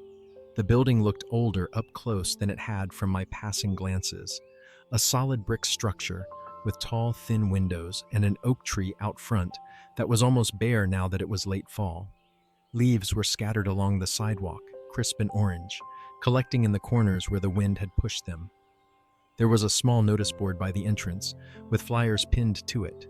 Book club dates, children's story time, a knitting group. All of it felt like evidence of a slow, steady world moving along, unaffected by the storm inside my chest. When I opened the door, I was met with warmth and a faint smell of paper and dust, and something like old wood. The air felt softer inside, as if the noise of the street had been filtered out at the threshold. The sound that met my ears was not silence exactly, but a low, gentle mix of pages turning, pins scratching, the occasional whispered question, and the muted footsteps of people moving between shelves. The lighting wasn't harsh, like at work, or dim like a bar. It was warm and even, spreading across tables and chairs in soft pools. I walked slowly past the front desk, where a librarian, with glasses low on their nose, was scanning a stack of returns. They gave me a brief, polite smile, the kind you give someone who might be new but is welcome, and I felt a small flutter of gratitude. I wandered deeper into the space, past rows of books arranged by subject, past a table where a teenager was highlighting a textbook aggressively, past a kid sprawled on the floor reading something with dragons on the cover. Eventually, I ended up near the back corner, where there was a window that looked out over the oak tree in the street beyond. In front of it sat a single armchair. It wasn't particularly new or fancy. The fabric was a little faded, a dark green worn lighter in the spots where people's arms had rested. The cushion had a dip in the middle, like it remembered the shape of many people who had sat there before. There were a couple of other chairs and tables scattered nearby, but something about this particular one caught my eye. It looked like it had its own personality somehow, quietly waiting. I realized I'd seen that chair before from outside, through the window, in the weeks leading up to the breakup. Sometimes my eye would catch on the shape of it as I walked past, but I'd never watched anyone actually sitting there. It was always empty in my memory. Maybe I just hadn't been paying attention, but the idea that this chair might be rarely used made it feel even more like something I was meant to discover. So I sat down. The cushion gave under my weight with a soft sigh, wrapping around me just enough to be comforting without feeling like I was sinking. The back of the chair was high enough that I could rest my head against it if I leaned back. The window beside me framed the branches of the oak tree, and beyond that, a slice of sky that was currently a pale, washed-out blue with thin clouds stretched across it. I didn't have a book with me. I hadn't planned that far ahead, so I just sat there at first, hands in my jacket pockets, shoulders slowly dropping as my body realized it was allowed to relax. I watched leaves fall from the tree, spinning in little circles before landing on the ground. People walked by on the sidewalk outside, heads down, hands in pockets, each of them carrying their own invisible stories. Time felt strange in that chair. It didn't stop, but it didn't rush either. For the first time since the breakup, I felt like I was allowed to just be a person with a beating heart and not a problem to solve. After a while, I reached out to the bookshelf closest to me and pulled out a random book. I can't even remember what it was now, something about history, maybe, or short stories. I opened it to the middle and started reading without worrying about context. The words flowed over me like a stream, not urgent, not demanding, just there. At some point, I shifted in the chair and felt something brush against my fingertips under the edge of the cushion. I frowned slightly and reached down. My fingers closed around a piece of paper, folded in half. For a second, I thought maybe it was trash, a receipt or a scrap someone had left behind, but curiosity tugged at me, so I unfolded it. The handwriting was neat, a little old-fashioned, with a slight rightward tilt. The ink was dark and steady. It read, "If you're reading this, I hope you find something comforting today. E." I blinked, read it again, and then a third time. My first instinct was to look around, as if the person who wrote it might be watching from behind a shelf, waiting to see my reaction. But everyone nearby seemed engrossed in their own worlds. A woman flipped pages at a table. A guy with headphones bobbed his head slightly as he typed. The librarian at the desk stamped a due date into a book. No one looked at me. I stared at the note again. It was simple. No grand message, no philosophical quote, no attempt to be profound. Just a quiet wish for comfort, signed with a single letter. Still, my throat tightened. I hadn't realized how much I needed something as small as a stranger's hope for my comfort until it was staring back at me in someone's careful handwriting. I folded the paper back up and held it in my hand for a moment, feeling the edges press into my palm. I knew it could have been there for weeks or months. It might have been meant for someone else entirely. But I'd found it on that day when my chest felt hollowed out and I'd walked into the library trying not to cry in public. It felt, in a quiet way, like the universe had nudged something into my path. I didn't put the note back. I slipped it into my pocket and rested my hand there, fingers curled around it as if it were something fragile. I stayed in the chair until the light outside began to dim and the librarian announced that the library would be closing soon. When I finally stood, my body felt different, still heavy, still tired, but less like a tangle of sharp edges and more like something that could be held. That night, back in my apartment, I placed the note on my bedside table. I reread it once before turning out the light. The words didn't magically fix anything. They didn't make the loneliness disappear, but they gave me something small and gentle to hold on to, and that was more than I'd had that morning.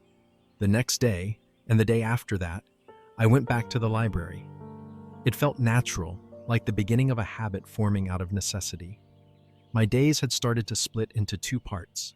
The time I spent in the noisy world outside, trying to pretend I was fine, and the time I spent in that chair in the library, allowed to simply exist without explaining myself to anyone. Each time I walked in, I scanned the room a little more carefully, wondering if I could guess who E was. Maybe it was the older woman who always read mystery novels at the same table. Maybe it was the student with the messy bun who seemed to be studying for some kind of exam every day. Maybe it was the librarian, taking little breaks to tuck kindness into the furniture. The not knowing made the space feel enchanted in this subtle way. On the third or fourth visit, I checked under the cushion again, my fingers searching the seams like I was hunting for a secret door in a story. Nothing. I looked between the pages of a few books on the nearby shelf. Still nothing. I told myself to stop hoping for lightning twice in the same place. Maybe that first note had been a gift I wasn't meant to duplicate.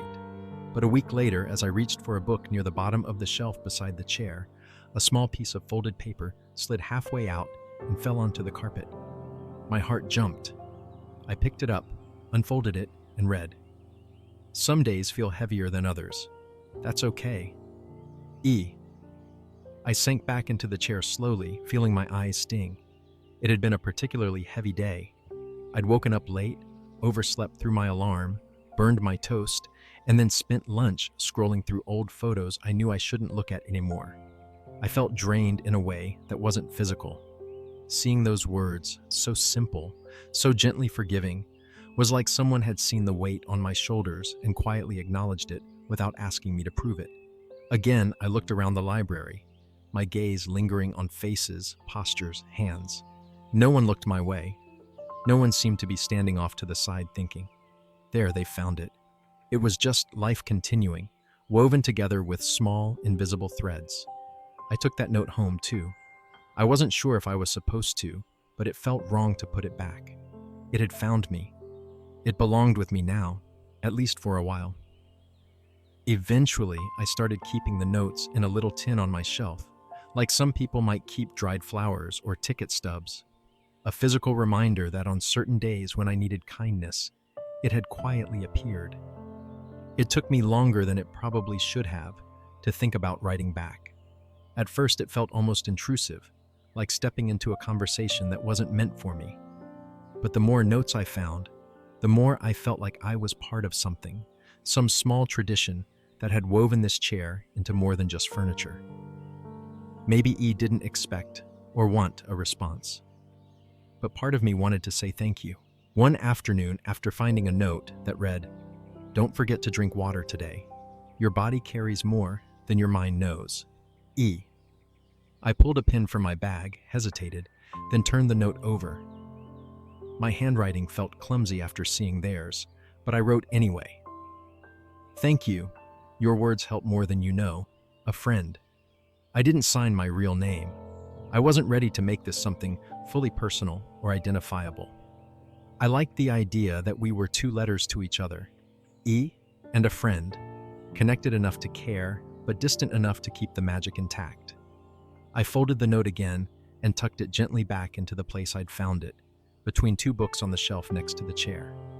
Then I walked home with that strange, excited nervousness you feel after finally sending a message you've drafted in your head 100 times.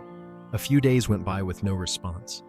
I kept visiting the chair, sitting in it for an hour or so, reading or just watching the tree outside sway in the wind. Each time I checked under the cushion and between the pages of random books, but there was nothing new. Part of me felt silly for expecting anything. Maybe E had left that last note weeks before I found it. Maybe they'd stopped coming to the library. Maybe this was always meant to be one way. Then, one sunny day, when the air inside the library felt a little brighter and the shadows through the window stretched farther across the floor, I found a small piece of paper resting right in the center of the seat, like an invitation. "I'm glad the words reach you, and thank you for the reply. E." The relief I felt reading that was disproportionate to the number of words on the page. It was only a single sentence, but it felt like someone had gently squeezed my hand and said, "I see you too." After that, our notes became a quiet sort of conversation, carried by paper and ink instead of voices. I'd find little messages tucked under the armrest, slipped into the side of the cushion, or waiting between books on the nearest shelf. Sometimes they said things like, "Did you see the way the light hit the tree this morning? It felt soft. E." And I'd respond with, "I missed it, but I'll look tomorrow. A friend." Another time I wrote, "Rough week. Hope you're doing okay too. A friend." And a few days later, there was a note that read, "Some weeks are heavy. I'm rooting for you from the quiet corners.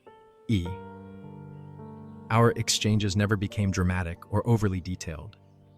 We didn't share names or ages or life stories. We didn't vent about specific people. Instead, we traded small truths, that some days are hard, that little things matter, that rest is important, that we both seemed to understand the library was less about books and more about breathing in a safe place. Once, I got a note that said, "I'm sorry your heart is hurting. Mine has too. This chair helped. I hope it helps you as well. E." It was the first time E had directly acknowledged that they knew I might be hurting Beyond just having a rough week, I wondered what they'd been through, what had brought them to this chair in the first place. Maybe their story was similar to mine. Maybe completely different. Maybe their E was for Elliot or Emma or something else entirely. I thought about leaving a note that asked what happened, but I didn't. It felt like prying. E had given as much as they wanted to, and that was enough. One rainy afternoon, when the windows were streaked with water and everything outside looked washed in gray, I found a note that felt different. It read, "This chair used to belong to someone important to me.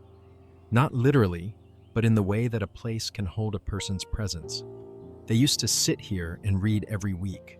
When they were gone, I started leaving notes.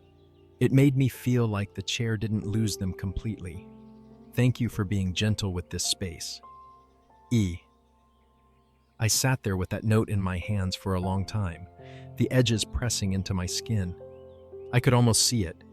Someone who came here regularly, who made this chair theirs, not by ownership, but by habit and affection. Maybe E had watched them day after day, and then one day they stopped coming, leaving behind a chair that suddenly felt like a memory instead of just furniture. The idea that the notes were a way for E to keep that person's presence alive, to share the warmth they'd felt with others, made my chest ache in a different way.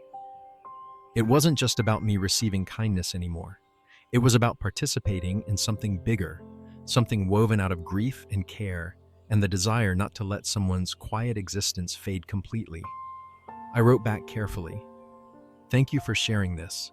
I'll take care of the chair. It's taken care of me too. A friend." Winter gave way slowly to spring. The oak tree outside started to bud, tiny bright green leaves unfurling where the branches had been bare.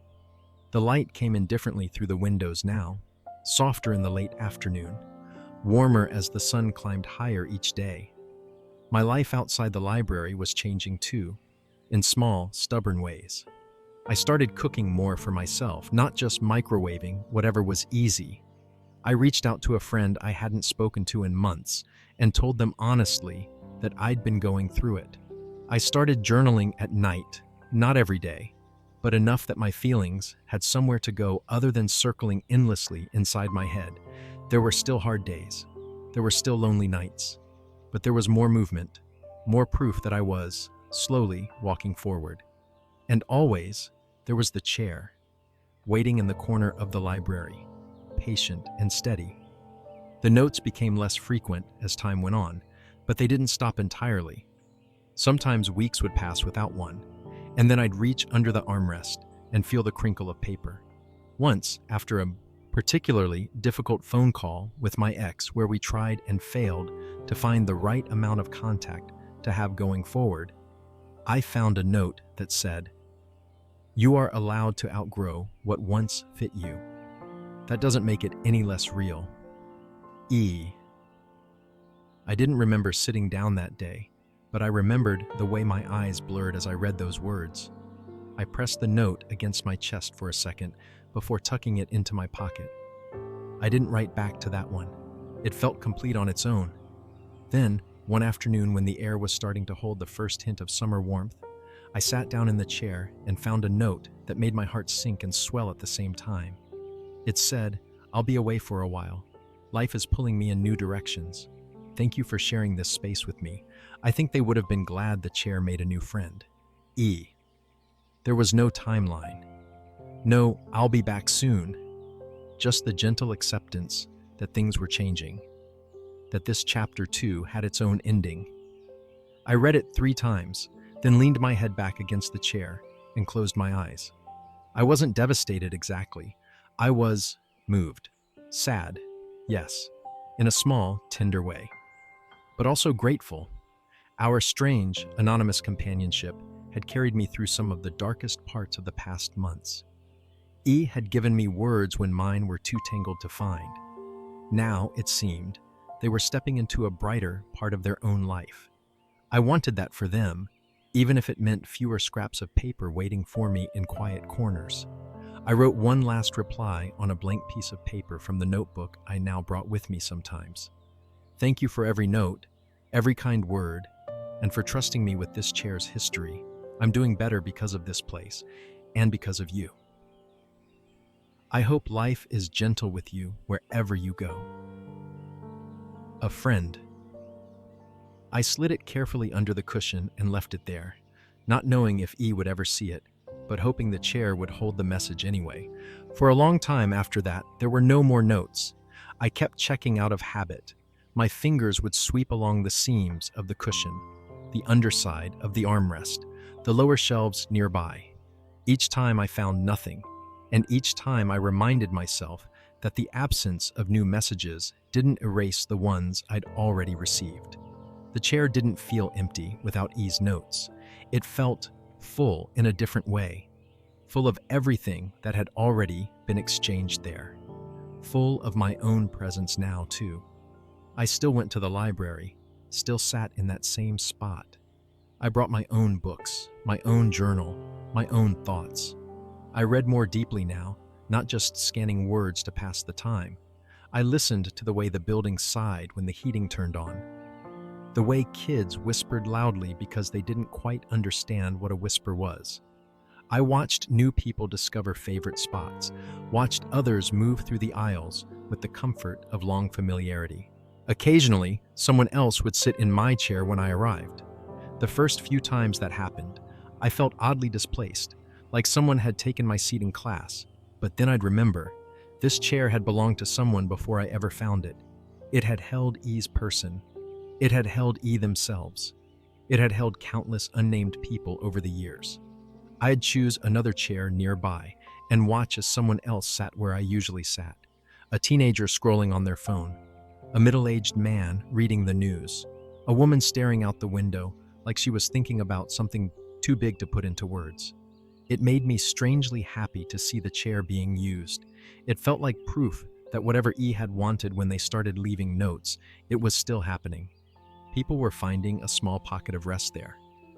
Months later, just when I'd stopped expecting the possibility of more notes entirely, I reached under the cushion on a breezy spring day and felt my fingers brush against paper. For a split second, I thought I'd imagined it. Then I pulled it out and unfolded it carefully, my heart pounding a little faster out of habit. The handwriting was the same. I'm doing better now. I hope you are too. Thank you for being part of my quiet project. E. I smiled, a real, wide smile that I didn't try to hide. I rested the note in my lap and looked out the window at the tree, now full of fresh green leaves. I thought about the person E had lost, the one who had once made this chair their own, and I silently hoped that somehow, somewhere, they would be glad to know their little corner of the world had helped someone else. I wrote one final reply in my notebook and didn't tuck it into the chair this time. I just wrote the words for myself. I am doing better now. Thank you. I still go to the library. I still sit in that chair most of the time if it's free. I don't expect new notes anymore, but sometimes I leave my own. Not often, not every visit, just once in a while, when I feel that someone else might need what I once needed. I write small things on folded paper and hide them in the edges of the cushion or between nearby books. It's okay if today is hard. You made it here. You're allowed to rest. You're not the only one who feels this way. I don't sign them as E. That's not my letter to take. I usually don't sign them at all. Sometimes I just draw a tiny little symbol, the same one I doodle in margins when I'm lost in thought. I don't know if anyone has found them yet. I don't wait around to see. That's not the point. The point is that there's a chair in the corner of a library that once held the weight of my sadness and made it feel less unbearable, and before that held the grief of someone named E, and before that held someone else entirely. The point is that somewhere between all of us, without ever meeting face to face, we created a small, unseen network of care in a world that often tells you you're on your own. When I think back on that difficult season of my life now, I don't just remember the empty apartment or the ache of missing someone who used to take up space in my days. I remember the way the light moved across the library floor. I remember the sound of pages turning around me. I remember the feeling of reaching under a cushion and finding proof that someone, somewhere, had thought about the possibility of me existing, even if they didn't know my name. Not every important connection comes from shared conversations and eye contact. Sometimes it comes from ink on paper, left behind by someone who understands that pain can be heavy and that comfort doesn't always need a signature. Sometimes you never learn who helped you through a dark time. Sometimes you never realize who you helped in return. And sometimes, all it takes to change the shape of a lonely season is a quiet chair in the corner of a library and a stranger who writes, "I hope you find something comforting today," and means it. Our next story tonight is a gentle one, about an elderly neighbor on the 7th floor who turned ordinary elevator rides into small lessons about life, kindness, and paying attention to the little things. So get comfortable, relax your shoulders, and let yourself settle in as we begin. I've never been very good at talking to people in elevators. I'm one of those stare at the floor numbers and pretend this isn't awkward kind of people. You know the type. Headphones in even if nothing's playing, a quick polite smile, hands shoved in pockets until the ride is over. I've lived in the same apartment building for years, and for most of that time, the other tenants have just been moving scenery to me, faces I recognized but never really knew, names I might have heard once and immediately forgot. I used to think that was normal, especially in the city. Everyone busy, everyone in their own world, doors closing quietly behind them. But looking back, I can see that I'd made the building feel emptier than it really was. I just didn't realize that until I met the man in the elevator. His name, I later found out, was Mr. Lewis. At first, though, he was just that older guy from the 7th floor, the one I kept running into at the most random times. Early mornings when I was half awake, late evenings when I came back tired and vaguely annoyed at life. Weekend afternoons when I was carrying groceries in one arm and my phone in the other. He always seemed to appear just as the elevator doors were about to close, shuffling in with a small polite smile and a quiet, "Good morning," or "Evening now, huh?" in a voice that sounded like it had seen more years than I could imagine. The first time I really noticed him was on a gray Tuesday morning. I was running late, juggling my bag, my keys, and a travel mug of coffee that was already not great. I hit the elevator button 3 times like that would make it come faster, tapping my foot, mentally counting the minutes I had before the train left without me. Just as the doors finally started to slide shut, a hand appeared between them, pressing gently against the edge. The elevator halted and opened again. He stepped in, small, slightly stooped, with a neat gray beard and a flat cap that looked well-worn and well-loved. He wore a brown coat that had clearly been patched more than once, but carefully, like someone had taken their time with it. He looked up at me, eyes a soft hazel that crinkled at the corners, and said, "Thank you," as if I had personally commanded the doors to open just for him. "Sure," I muttered, more out of habit than anything else. I stepped back to give him room and pressed the button for the lobby again, even though it was already lit up. He glanced at my coffee, then at my face. "Running behind schedule?" he asked in that calm, almost amused tone. "Kind of," I replied. "My alarm and I are not on speaking terms." He chuckled softly, a small sound like a rustling page. "Ah, I remember those mornings.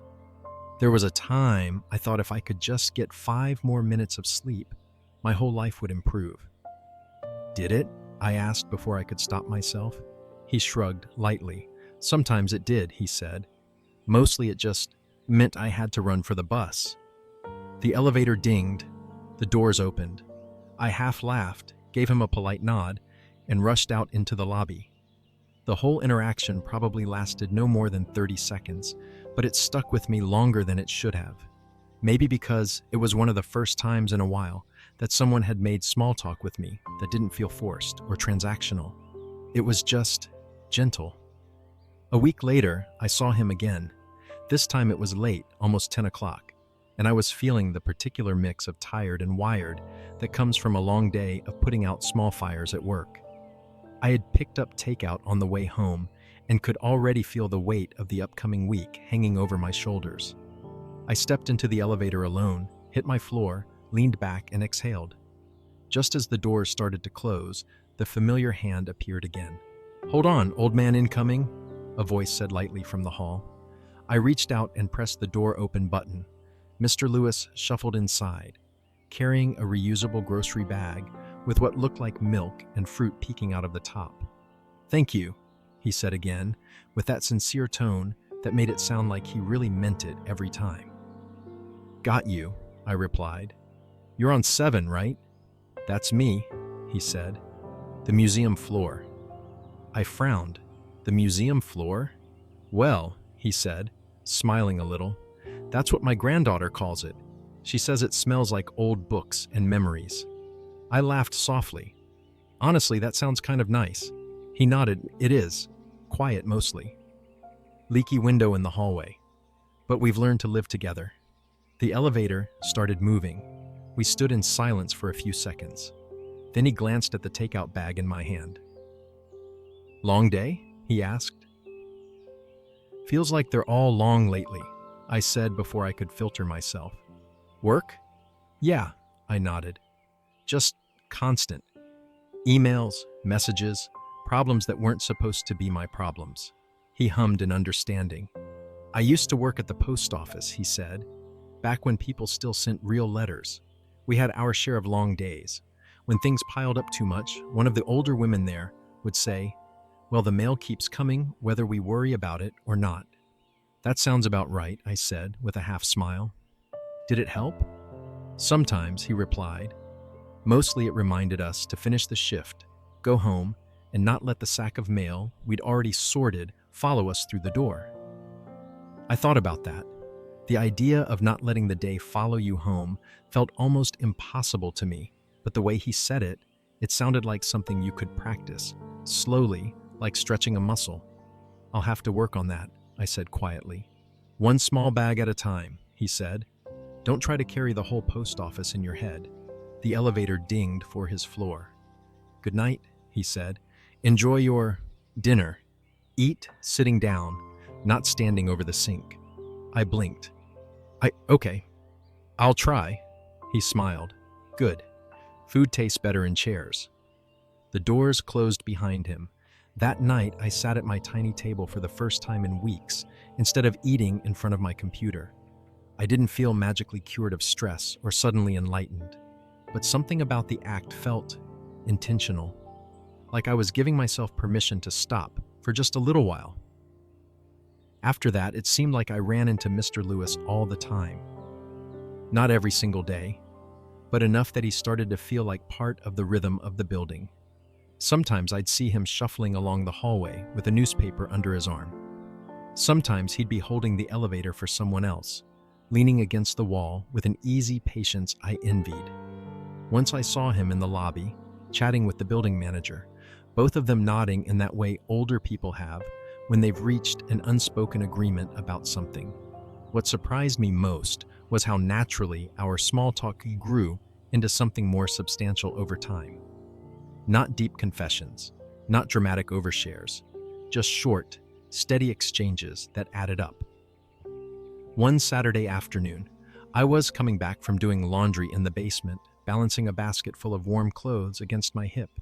The elevator doors slid open, and there he was again, alone this time, holding a small potted plant. "Laundry day?" he asked, glancing at my basket. "Yeah," I said. "Running out of socks is the only thing that motivates me, apparently." He chuckled. "Ah, socks, the true rulers of modern adulthood." I nodded at the plant in his hands. "New roommate?" "You could say that," he replied. "My daughter keeps bringing me plants. I think she's trying to see how much green she can fit into a one-bedroom apartment." "Are you good with plants?" I asked. He shrugged. "I talk to them. Some survive, some don't, but at least they were spoken to." I smiled at that.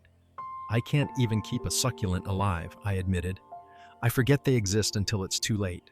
"Maybe start with something forgiving," he suggested. "A plant that doesn't take your mistakes personally. Do those exist?" "Oh yes," he said. "I'll ask my daughter to bring you one of the cuttings next time she visits." Consider it a neighborly experiment. I opened my mouth to protest.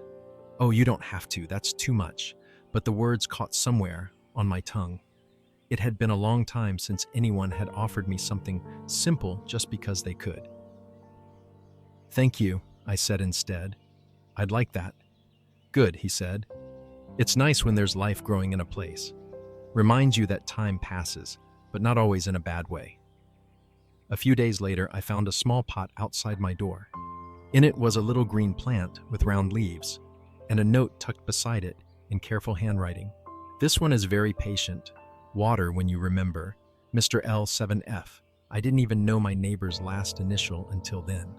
I took the plant inside and put it on the kitchen counter, feeling oddly responsible for something, for the first time in a while, that wasn't work-related. Over the next few weeks, it became a small ritual. Every time I saw Mr. Lewis, he'd ask, "How's our friend?" And I'd say, "Still alive?" And he'd smile, like I'd told him something genuinely good. Little by little, through moments like those, he started slipping small pieces of advice into our conversations. Never in a preachy way, never as lectures. More like observations from someone who had walked a long road and wanted to leave a few signposts behind. One evening, for example, I came into the building looking worn down. I'd had an argument with a coworker that day, the kind that leaves you replaying every sentence later, wondering if you were too harsh or too soft, or too honest, or not honest enough. My head felt like a tangle of what-ifs and should-haves. When the elevator arrived, the doors opened to reveal Mr. Lewis already inside. He took one look at my face and said, That's a someone said something unkind expression." I huffed a small laugh. More like, I said something I can't stop thinking about. "Ah," he said. "Those are tricky." He pressed the button for his floor and leaned against the wall slightly. "My mother used to tell me, before you replay the whole day in your mind, ask yourself this: were you trying to be cruel, or were you trying your best with what you knew then?" "What if I was just frustrated?" I asked. "Then maybe both of you were," he said. "Doesn't make you a monster. Just means you were human and tired." "So what do you do with that?" I asked. My mother would say, "Learn, apologize if needed, adjust if you can, and then let the day belong to itself once you've gone to bed." "Let the day belong to itself," I repeated quietly. "I like that." "We don't get refunds for overthinking," he added. "We just lose sleep." I laughed softly, feeling some of the tension ease from my shoulders. "Have you always been this reasonable?" I asked. "Oh no," he said, smiling. "I earned it the hard way. Many sleepless nights, many stupid mistakes, and a lifetime of watching people be kinder to others than they are to themselves." Our elevator conversations became a sort of moving classroom.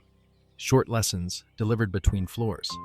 Tiny reminders that life didn't have to be as harsh as I kept making it inside my own head. Once, when I was frowning at my phone, scrolling through social media with that numb dissatisfaction that never leads anywhere good, he said, "Once, when I was your age, the only people I could compare my life to were the ones I could actually see." "Lucky you," I muttered. "Maybe," he said. "But we still found ways to feel like we weren't enough. Humans are very creative at worrying." "So what do you do now?" I asked. "When you start comparing?" I ask myself, is this thought helping me be kinder, or is it just making me smaller? If it's the second, I try to put it down, like a bag that doesn't belong to me. "That sounds hard," I said. "Oh, it is," he agreed, "but worth practicing. Heavy thoughts don't get lighter by carrying them longer." Sometimes we talked about lighter things. He told me stories about when the elevator used to be slower back when the building first got it installed, about tenants who'd come and gone, about the time a little kid got scared and pressed every button so they had to stop at each floor on the way up. "He looked so guilty," Mr. Lewis recalled, chuckling. I told him, "You've just given us a tour, thank you." He stopped crying after that. "You're good with people," I said once. "You always know what to say." "No," he replied gently. "I've just had more chances to say the wrong thing and learn from it." I asked him eventually if he'd always lived in the building. "Not always," he said, "but long enough that the elevator and I are old friends. My wife and I moved here after our youngest left home, said we'd stay 5 years at most while we decided where to go next. And she got sick, he said softly. We decided to stay close to her doctors. Then time kept moving. Next thing I knew, this building was home for good. I didn't know what to say. There was a pause, but not a painful one. Just a moment of shared understanding that life doesn't always go the way we plan, and sometimes we build a life in the place we thought it was temporary. Do you ever get lonely here? I asked. He thought for a moment. Sometimes, he said, I miss her. I miss knowing someone's on the other side of the door when I come in, but I also enjoy the quiet in ways I didn't when I was younger. How do you do that? Do what? Enjoy the quiet. I listen to it, he replied. At first it sounded like absence, like something missing. Over time I realized it also sounded like space. Space to notice small things, the kettle whistling, the pigeons on the windowsill, the sound of the elevator cables when you're really quiet. I never hear the elevator cables, I said. You're still busy hearing your thoughts, he teased. Give it time. The more we talked, the more I realized that Mr. Lewis wasn't trying to teach me anything in particular. He was just living his life, and I was lucky enough to catch some of the reflections that spun off from it, but the lessons were there anyway, tucked into sentences like hidden seeds. Pay attention. Be kind to yourself. Don't carry what you don't need to. Sit down when you eat.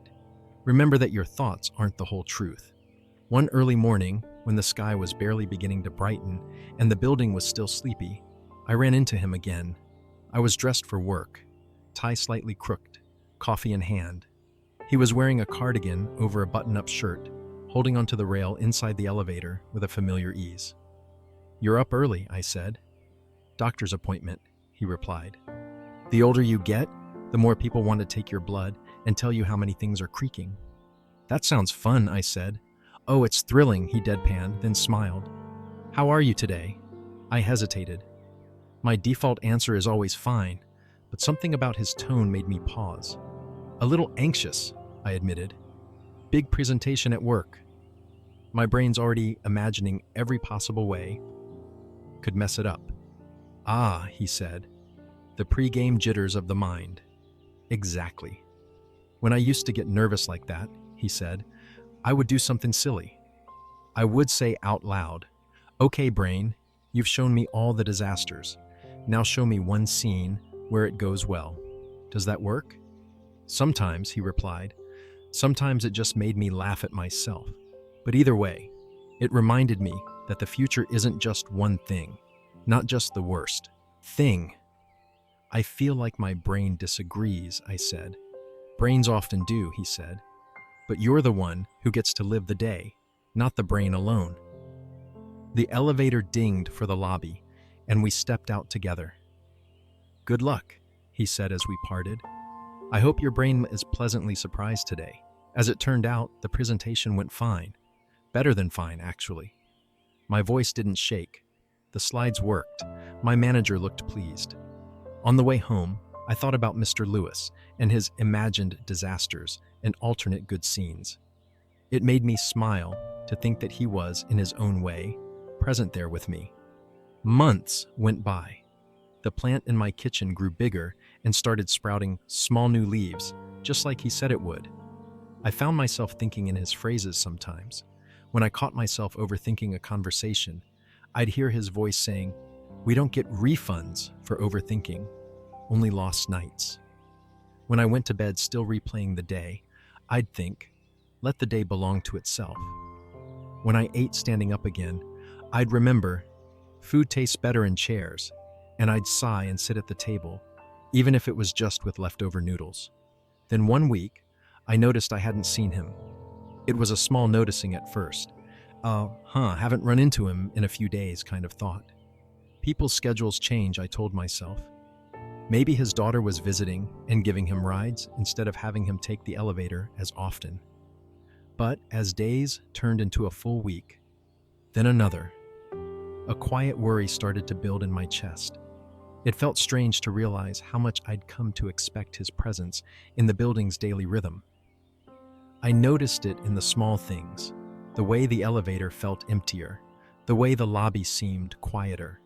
One evening, as I checked my mail, I ran into the building manager, a middle-aged woman named Carla, who always wore her keys on a noisy lanyard. "Hey," I said, trying to sound casual. "Do you know if Mr. Lewis on 7 is okay? I haven't seen him around lately." Her expression softened immediately in that way people do when they have news they're trying to present as gently as possible. "Yeah," she said. "He's okay. His daughter came by a couple of weeks ago and moved him to a place closer to her. It was getting harder for him to manage on his own here." "Oh," I said. "That's good, I guess." "It is," she nodded. "He seemed torn about leaving. Said he was going to miss the elevator." She chuckled lightly at that. "Tell you what, though. He left a couple of envelopes with me. One for the building staff and one for, I think, a neighbor. I'll check." My heart thudded. A minute later, she returned from the office with a small envelope in her hand. My name was written on the front in that same neat, careful handwriting I'd seen on the plant note. "Here," she said. "Looks like this one's for you." Upstairs in my apartment, I sat down at the table before opening it. Inside was a folded piece of paper and a photograph. The photo was of the plant he'd given me, taken, I realized, in my own kitchen. I didn't remember him taking it, but there it was. The little pot, the leaves reaching toward the light, the corner of my counter visible in the background. On the back of the photo, he'd written, "Told you it would grow." The note said, "I've been moved to a place with too many nurses and not enough stairs to complain about. My daughter is happy. I'm adjusting. I wanted to say thank you for making an old man's trips in the elevator more interesting.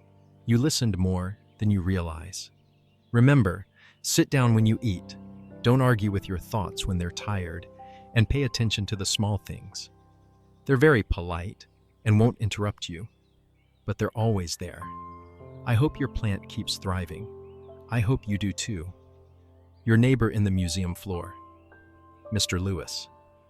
I read it 3 times, then placed it on the table beside the photo. I felt sad, of course. The kind of quiet sadness that comes with the ending of something you didn't know had become important until it changed. But more than that, I felt grateful. Grateful that I'd stepped into that elevator so many times.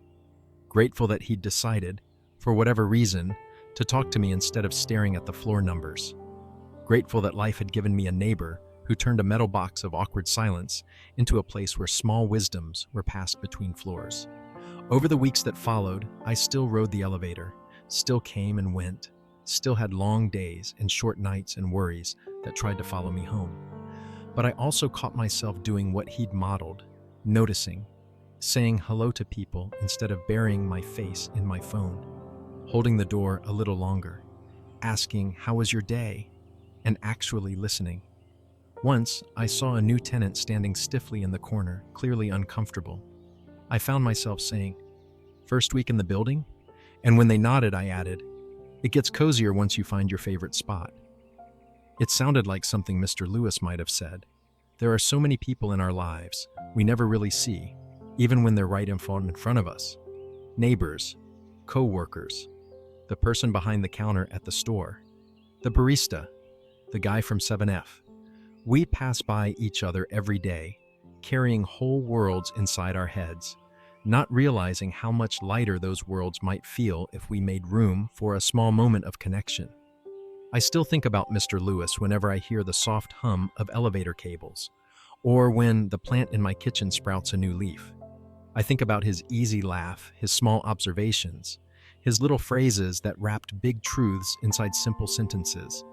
And I think about the fact that some of the most important lessons I've learned in the last few years didn't come from books or podcasts or lectures.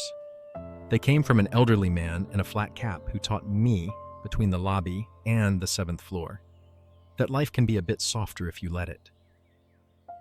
Our next story tonight is a gentle one, about a stray dog who appeared on a quiet autumn evening and began walking me home night after night. It's a soft, comforting reminder that sometimes the smallest, unexpected connections can hold us together when life feels overwhelming.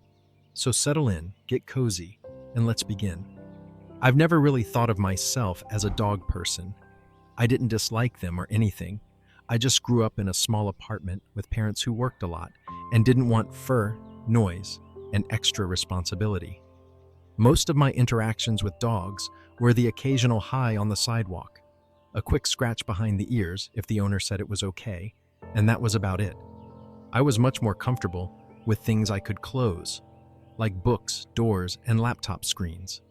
So if you told me that one of the most constant, quietly comforting things in one of the hardest stretches of my life would come in the shape of a stray dog that decided to walk me home, I probably would have laughed and changed the subject. The year it happened was one of those years where everything seemed to land at once. Work was a mess. I was stuck in this halfway role where I had all the responsibilities but not the title or pay to match. And every time I tried to bring it up, my manager said we'd revisit it next quarter. My social circle had thinned out as people got busier, moved away, or disappeared into relationships. On top of that, my grandfather, who had been one of the only steady, gentle people in my life, had passed away a few months before. Grief showed up in weird ways. Some days it was tears, some days it was numbness, and some days it was just this low, dull ache, like a bruise you forget about until you bump into something. Most nights, I stayed at the office later than I needed to. It wasn't that I was wildly productive. It was just easier to stare at spreadsheets under fluorescent lights than it was to go home to my apartment that felt too quiet, too full of thoughts I didn't want to think. Eventually, though, I'd have to pack up, put my headphones on, and start walking. My route home took me down a long main road that eventually broke off into smaller side streets. There wasn't anything particularly special about it. The usual mix of old houses, cracked sidewalks, streetlights that flickered sometimes, and a small park I cut through to shave a few minutes off the walk. By the time I passed the park most evenings, it was usually pretty empty. A bench or two occupied, maybe a jogger, but mostly just trees and the sound of my footsteps. That's where I first saw him. It was late, it must have been close to 10, on one of those early autumn nights when the air has finally decided to stop pretending it's summer. I had my hands jammed into my jacket pockets, chin tucked down, eyes fixed on the path ahead. As I walked past the playground at the edge of the park, I noticed something moving near the swings. A dog trotted out from the shadows, stopping a few meters in front of me on the path. He was medium-sized, tan with some white patches. The kind of dog you'd draw as a kid if someone just said dog and didn't give you any more instructions. His fur was a little scruffy, one ear folded halfway, the other standing up. He didn't have a collar that I could see, and he wasn't attached to anyone. He just stood there, looking at me with this curious tilt of his head. I slowed automatically. "Hey, buddy," I said softly, because that's the default thing my brain thinks when a dog appears. "Where'd you come from?" He didn't bark or growl or run away. Instead, he wagged his tail once, just a small, cautious wag, and took a step toward me. I glanced around, half expecting someone to call out, but the park was quiet. Just some distant traffic and the rustle of leaves. I didn't want to reach for him right away. Stray or not, I didn't know how he'd react, so I just stood there for a moment, letting him decide. He closed the distance slowly, nose twitching as he sniffed the air around me. When he got close enough, he gave a tentative sniff at my hand where it hung at my side, then looked up at me like he was checking if I passed some invisible test. His eyes were what caught me. They were this warm, deep brown, not wild or scared, just watching, paying attention in a way I hadn't felt from another living thing in a while. "You okay?" I asked quietly, like he could answer in words. "You lost?" He blinked.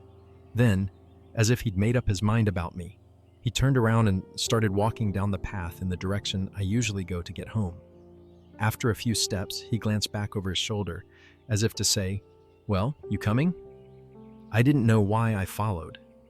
I could have just kept my own pace, brushed it off as a strange little encounter, and forgotten about him by morning. But something about the casual way he just accepted my presence made it feel natural to walk behind him. So I did. He didn't walk right next to me, and didn't stay too far ahead.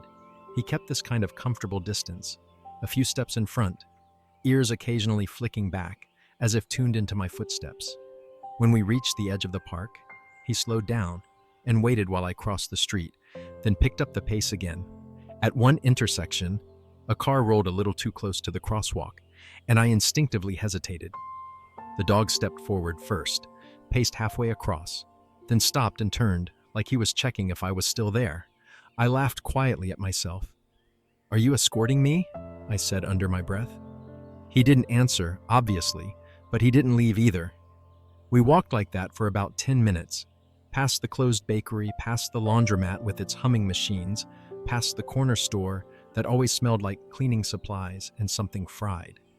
Finally, when I turned onto my street, he followed, trotting along like he belonged there. We stopped in front of my building and I turned to him. "Well," I said, "this is me." He sat down on the sidewalk, tail curling around his paws, and looked up at me again. Up close, I could see that his fur was a bit dirty, and there was a small nick in one ear, but his gaze was steady, and his posture relaxed. He didn't seem like a dog that had been severely mistreated. More like a dog who had simply slipped through the cracks. "I don't have anything for you," I said apologetically, patting my pockets, even though I knew I was empty-handed. "No treats, no food, not even a decent life plan, honestly." He blinked slowly, as if to say that didn't disqualify me. I felt this tug in my chest, but I didn't want to make promises I couldn't keep. I wasn't sure if he was truly stray, if he had a home somewhere, if someone was missing him. Bringing a random dog into my building without thinking it through felt impulsive in a way that freaked me out a little.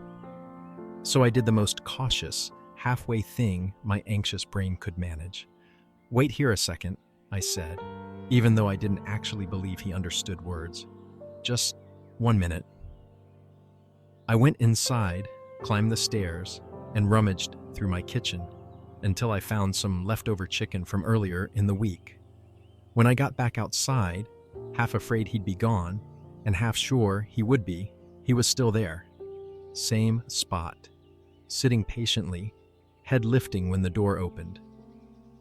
"Okay, that's weird," I muttered, but I couldn't help the small smile that tugged at my mouth. I set the plate down near the step and backed away a bit, not wanting to crowd him.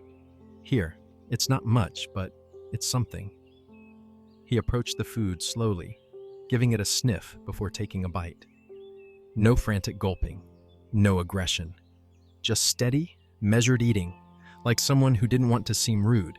I leaned against the wall and watched him. The street was quiet. A breeze nudged at the loose ends of my jacket. For a few minutes, there was nothing I needed to do except stand there and share the night with this strange, calm dog. When he finished, he licked the plate clean and then looked at me again. I half expected him to trot off, adventure complete. Instead, he stepped closer, gave my hand another gentle sniff, and then, very carefully, pressed his head against my leg for just a second. A quick, soft lean. Then he pulled back, turned, and trotted down the street, disappearing around the corner. I didn't know what to make of that. It didn't feel like a big moment. It felt like a small one that somehow carried more weight than it should. The next night, he was there again. Same park, same path, same soft appearance, out of the shadows near the swings, like some kind of four-legged routine. I slowed immediately when I saw him. "Hey," I said, "it's you." It was ridiculous, but I felt a little relieved. The world had felt pretty unpredictable lately, and the idea that something from the night before had chosen to reappear exactly the same way made my shoulders relax. He wagged his tail once, then slipped into place a few steps ahead of me as I walked. No hesitating, no sniffing for permission this time. It was like we'd signed an invisible agreement. I walk, you walk. We do this together for a while. And we did. Night after night, he became part of my walk home. I never saw him during the day or anywhere else in the neighborhood, only in the evenings when the sun was already gone or just barely hanging on at the horizon, waiting near the edge of the park or under the streetlight by the swings. Sometimes he'd show up earlier along my route, emerging from between parked cars or waiting at a corner like he knew roughly what time I would appear. If someone had been watching us from above, they might have assumed he was my dog and I was just late. I tried to be responsible. I started checking online, lost and found pet listings, local community groups, anything that might mention a missing dog, matching his description. I looked for posters on telephone poles and bulletin boards. Nothing.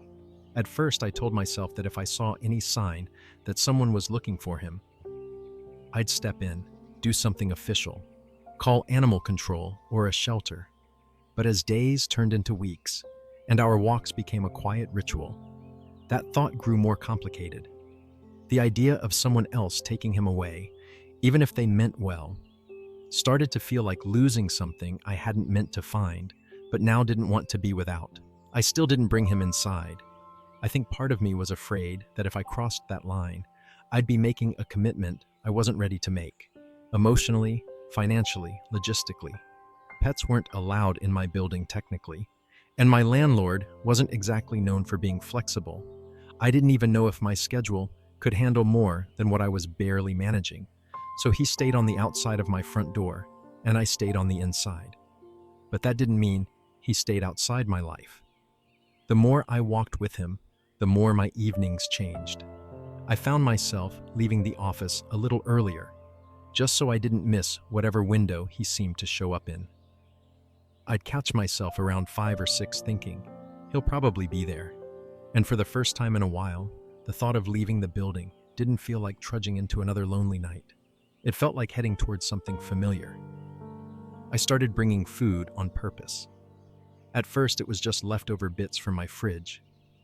Then I picked up a small bag of dog kibble, telling myself it was temporary, just in case.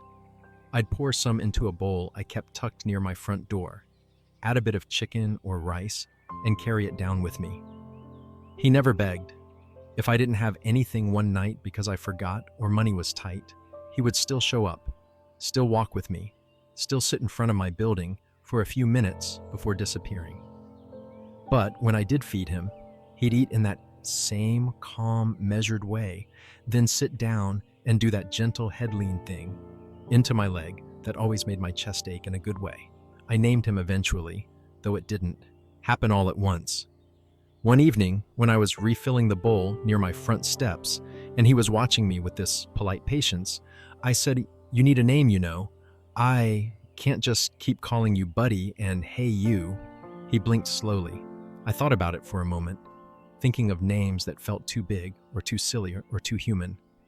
Then I looked up at the streetlight above us, the way it cast this small circle of warmth onto the sidewalk, and how he always seemed to appear just at the edge of it, sliding into that glow like a little shadow. "Maybe I'll call you Shadow," I said, "since you show up whenever it gets dark." His tail thumped once against the ground. "That a yes?" I asked. He tilted his head. It wasn't really an answer, but in my mind, it was enough. After that, that's what I called him in my head, and sometimes out loud, when no one else was around to hear me talk to a dog like we'd known each other forever. "Good evening, Shadow," I'd say as he trotted up. "Long day?"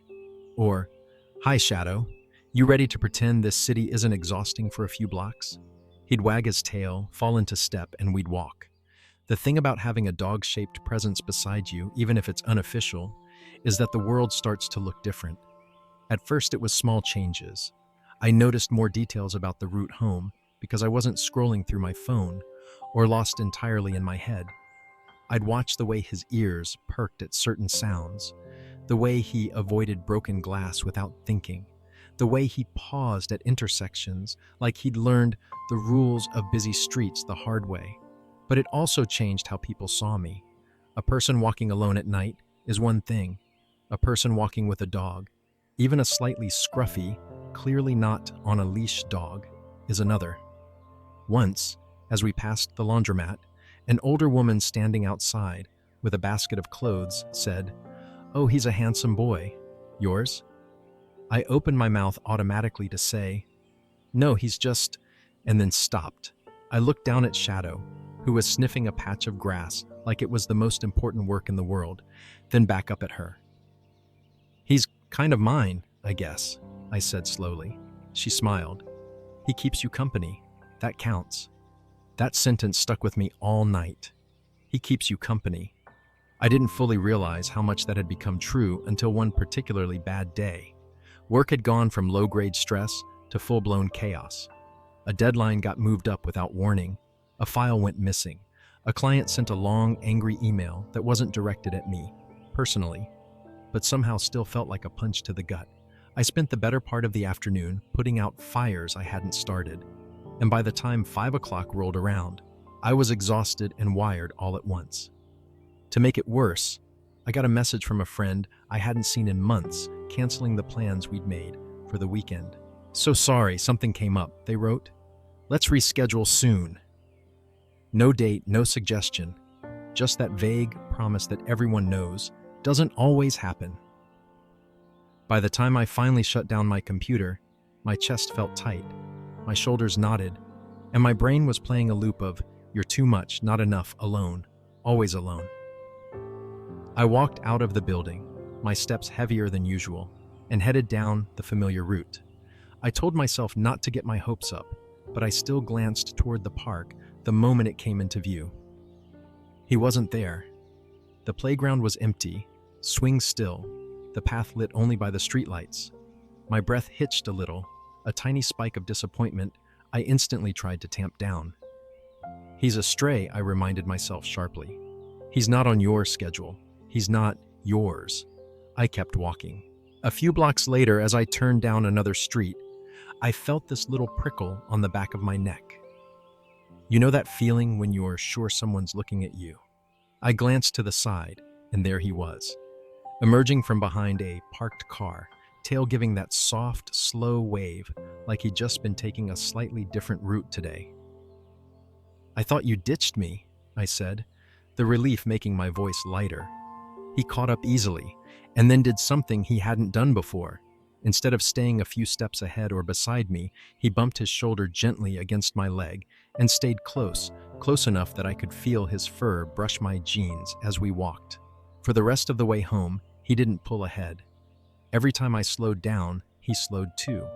When I stopped at a corner to let a car pass, he sat down next to me, almost pressing against my knee like a small, grounding weight. I know he couldn't smell my stress, but it felt like he could sense something was off. When we reached my building, I didn't go straight inside. I sat down on the front step instead, the cool concrete seeping through my pants. Shadow sat in front of me, watching my face with what I could only describe as concern. "Today sucked," I told him. Saying it out loud felt ridiculous and freeing all at once. Like impressively bad. Gold medal level bad. He blinked, then scooted just a bit closer. I let out a breath I didn't realize I'd been holding.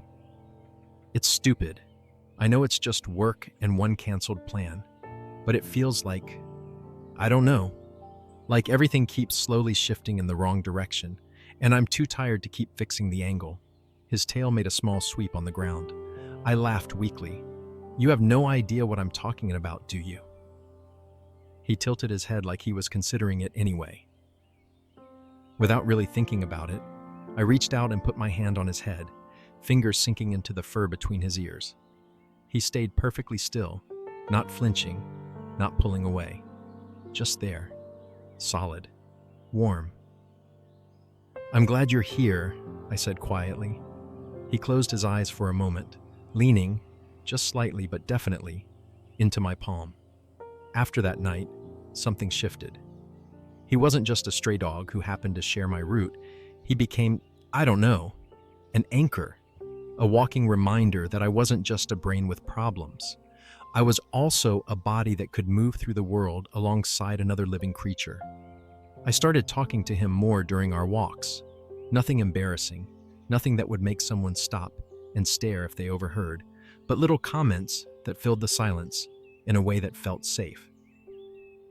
"See that house?" I'd say, nodding toward a brightly painted front door. "I bet whoever lives there has their life together." Or, "I tried to cook something other than pasta today. It went badly. You're lucky you eat the same thing every night." Or, "I miss my grandfather. He would have liked you." Sometimes I'd imagine what my grandfather would have said about him. He'd grown up around animals and always said dogs were honest souls in furry coats.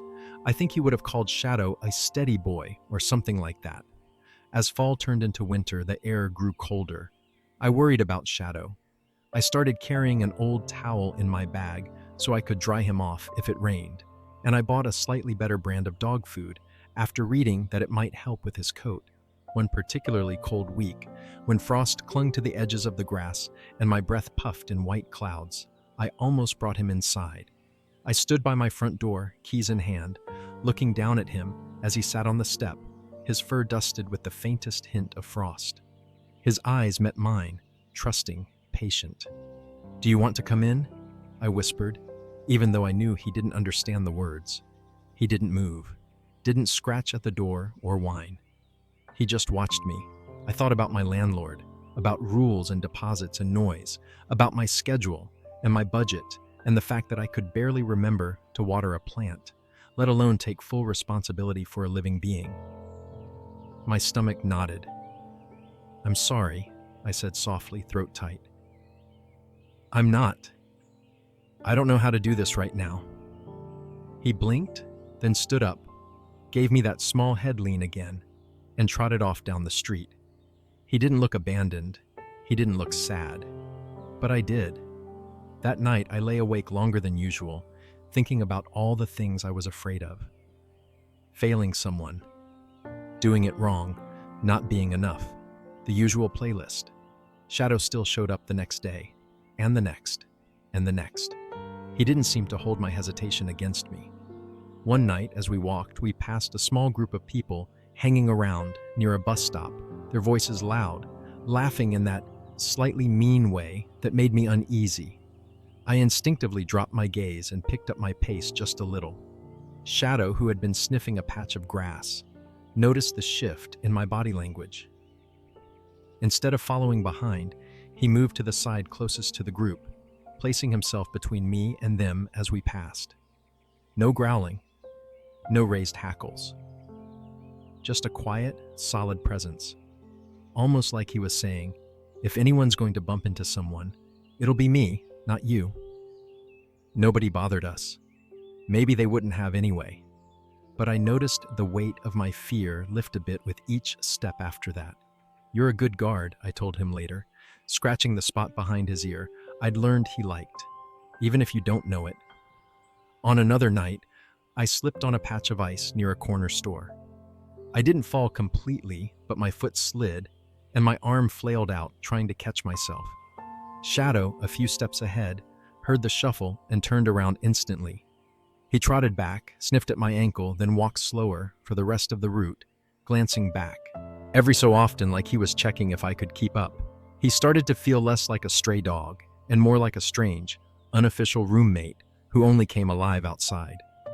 The thing about quiet companionship is that it doesn't fix your life.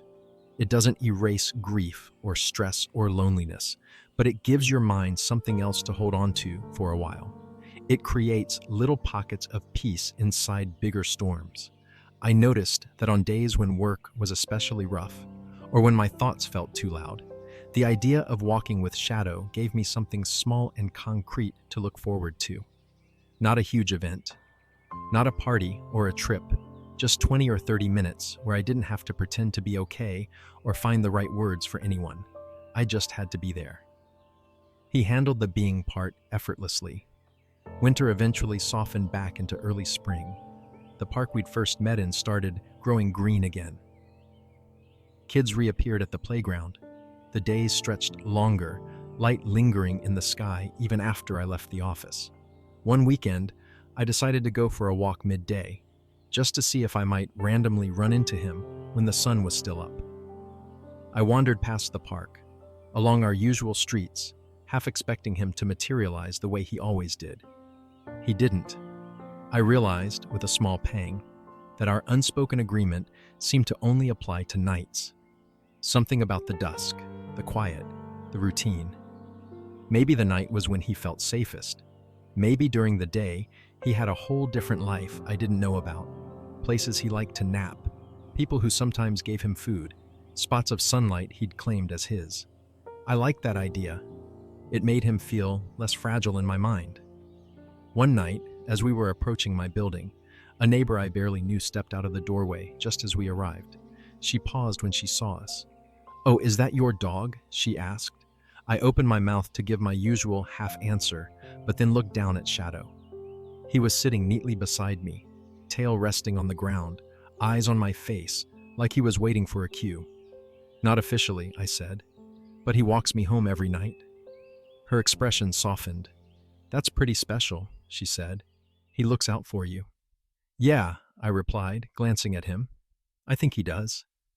She smiled and went on her way. Shadow watched her leave, then turned back to me with that quiet calm of his as if to say, "Anyway, where were we?" And I think that's what made him so important to me. He didn't demand to know why I was sad or tired or quiet. He didn't ask for explanations.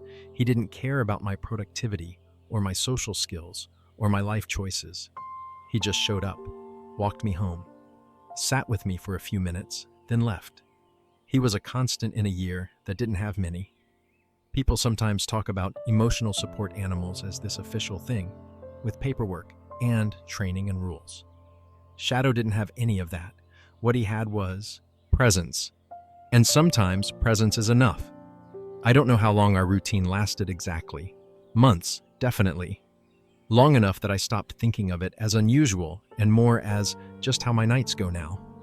Work got a little better. My roles shifted slightly. I wasn't happy all the time, but I wasn't drowning either. The sharp edges of my grandfather's absence softened into something bittersweet. I made a couple new connections.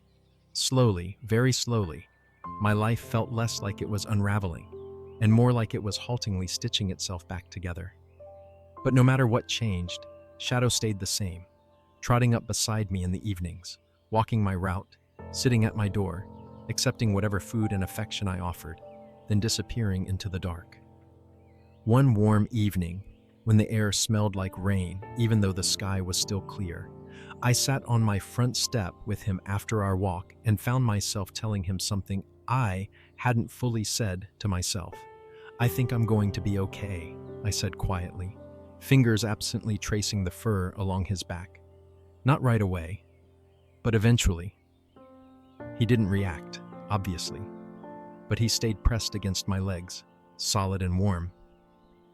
"Thanks," I added. "You helped, whether you meant to or not." He let out a slow, content-sounding exhale, almost like a sigh. I don't pretend it was a response, but I let myself imagine that it was. I wish I could tell you he became my official dog, that I found a way to convince my landlord, paid the pet deposit, and let him claim a spot on my couch.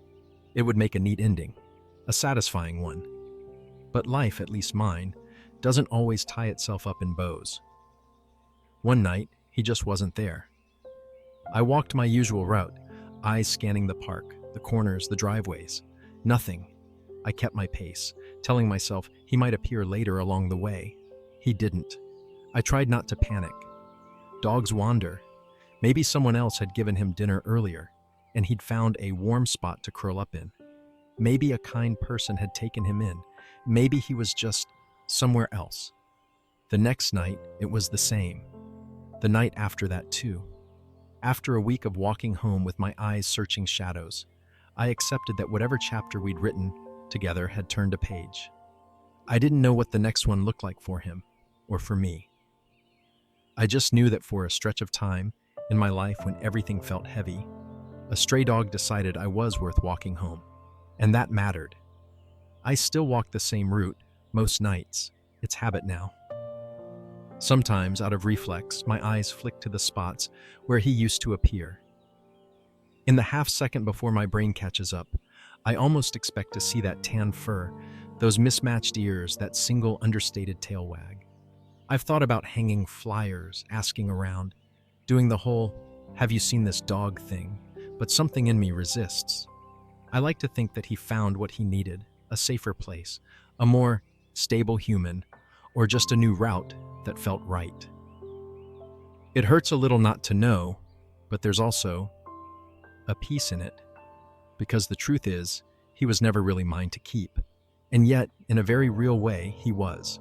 He was mine in those moments when the world felt too big, and he made my slice of it smaller and softer. He was mine in the way his footsteps matched mine on cold sidewalks. He was mine in the way he'd sit outside my door like a quiet guardian of the tired person who lived inside. And I was his, in the way I showed up with food and a calm voice and a hand that knew where to scratch behind his ear. Sometimes, on especially rough days, I'll still catch myself whispering, "Miss you, Shadow," under my breath as I pass the park. It's not a plea, it's just a thank you disguised as a sentence. I've started noticing other small constants now, too. The way the bakery 2 streets over always smells like sugar at 7 in the morning. The neighbor across the hall who hums as they lock their door. The old tree near the park bench that somehow keeps growing new leaves no matter how harsh the winter was. Shadow taught me that, even when you feel alone, you might not be as alone as you think. Sometimes comfort shows up in forms you don't expect and walks beside you for a while without asking for anything in return. And sometimes, even when that comfort eventually disappears back into the dark, it leaves something behind. A quieter heart, a lighter step, and the memory of how it felt to be quietly looked after, just because some dog decided you were worth the detour. Our next story tonight is a calm, comforting one, about a quiet coworker who ate the same simple lunch every single day, and how that small routine ended up teaching me something important about taking care of ourselves, especially on the hard days. So settle in, get cozy, and let's begin. I work in one of those offices where lunch is basically a personality test. You've got the people who order something new every day, the ones who cycle through all the food apps like it's a rotation system. You've got the fitness people with their colorful salads in glass containers. You've got the "forgot lunch again, I'll just grab chips from the vending machine" crowd. And then there are people like me who bounce between all of those depending on how chaotic life feels that week. But there was one person in our office who didn't bounce at all. He brought the exact same lunch every single day. His name was Jordan, mid-30s maybe. Soft dark hair, glasses, always slightly rolled up sleeves, like he'd tried to be formal and then gave up halfway through the morning. He worked in the department next to mine, so we didn't really interact much beyond the occasional, "Hey, can I borrow the stapler?" or "Is the printer still broken for you too?" kind of conversations.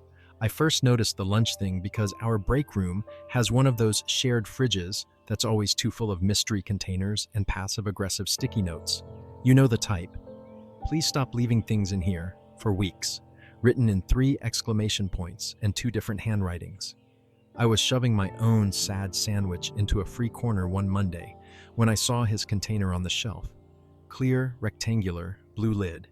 Inside, neatly packed white rice, stir-fried vegetables, and grilled chicken cut into strips. Nothing fancy, nothing particularly Instagram-worthy. Just homemade and somehow tidy. On the lid, the same thing written on masking tape in neat black letters. "J. Lane, please don't toss." I didn't think much of it at first. Lots of people meal prep. But then Tuesday came, and I saw the same container, same label, same contents. Wednesday too, Thursday. By Friday, I'd started looking for it on purpose, like a tiny game of "Where's Waldo?" in the science experiment of our fridge. Exact same lunch. Every day. At first I thought, okay, maybe he prepped 5 identical meals on Sunday. Efficient, sure. Not my style, but I respect the dedication. But the next week, there it was again. Same container, same rice, chicken, vegetable combo, same handwriting on the tape, with a fresh piece stuck on top. I started watching him at lunch without meaning to. I'd walk into the break room, half scrolling on my phone, and there he'd be at one of the tables, fork in hand, eating the same thing with unhurried, even bites. No phone out, no laptop. Sometimes a book, sometimes just staring into space, like he actually let his brain rest for 30 minutes, which felt almost illegal in that office. After a few weeks, it became a quiet part of the landscape, the coffee maker that made strange noises, the microwave that squeaked, the plant in the corner no one knew who was watering. and Jordan with his exact same lunch. Of course, people talked about it. One day I walked in while two coworkers from my team were whispering near the sink. I swear it's the same thing, every day. One of them said, with that tone people use when they've discovered something deeply suspicious. Maybe he's one of those crazy meal prep people, the other replied. Or he's on some intense diet. Or he's just boring, the first one snorted. They laughed, not in a mean way exactly, but in that casual office way that uses small things about other people as entertainment. I remember feeling weirdly defensive on his behalf, even though I barely knew him. I started bringing my lunch more often after that, not for any noble reason. It was mostly my bank account quietly screaming every time I hit place order on an overpriced salad. One Wednesday, I microwaved some leftovers and sat down in the only free seat in the break room, which happened to be at the same table as Jordan. He gave me a small, polite smile. I smiled back, that automatic, we're both humans in the same room expression, and started scrolling my phone out of habit. After a minute, curiosity got the better of me. I glanced over at his container. Yup, rice and vegetables, chicken. It even looked arranged in the same proportions, like he had a template. Without looking up from his food, he said, "It's not as strange as it looks, I promise." I blinked, caught off guard. What? He looked up then, pushing his glasses slightly up his nose. There was a hint of amusement in his eyes. "You've been looking at my lunch for about 3 minutes," he said calmly. "Which is fair. It's very consistent." I felt heat rise in my face. "Sorry," I said quickly. "I didn't mean to stare, I've seen you eat the same thing a lot." He laughed softly, not offended in the slightest. "I know. People think it's weird. You're not the first." "Well," I said, trying to recover, "if it helps, I think it's kind of impressive. I can't even eat the same breakfast 2 days in a row without getting bored." He shrugged. "It's not really about excitement." He took another bite, chewing slowly. "It's more like one less decision to make." I nodded like I understood, even though I wasn't sure I did. One less decision. It stuck in my mind.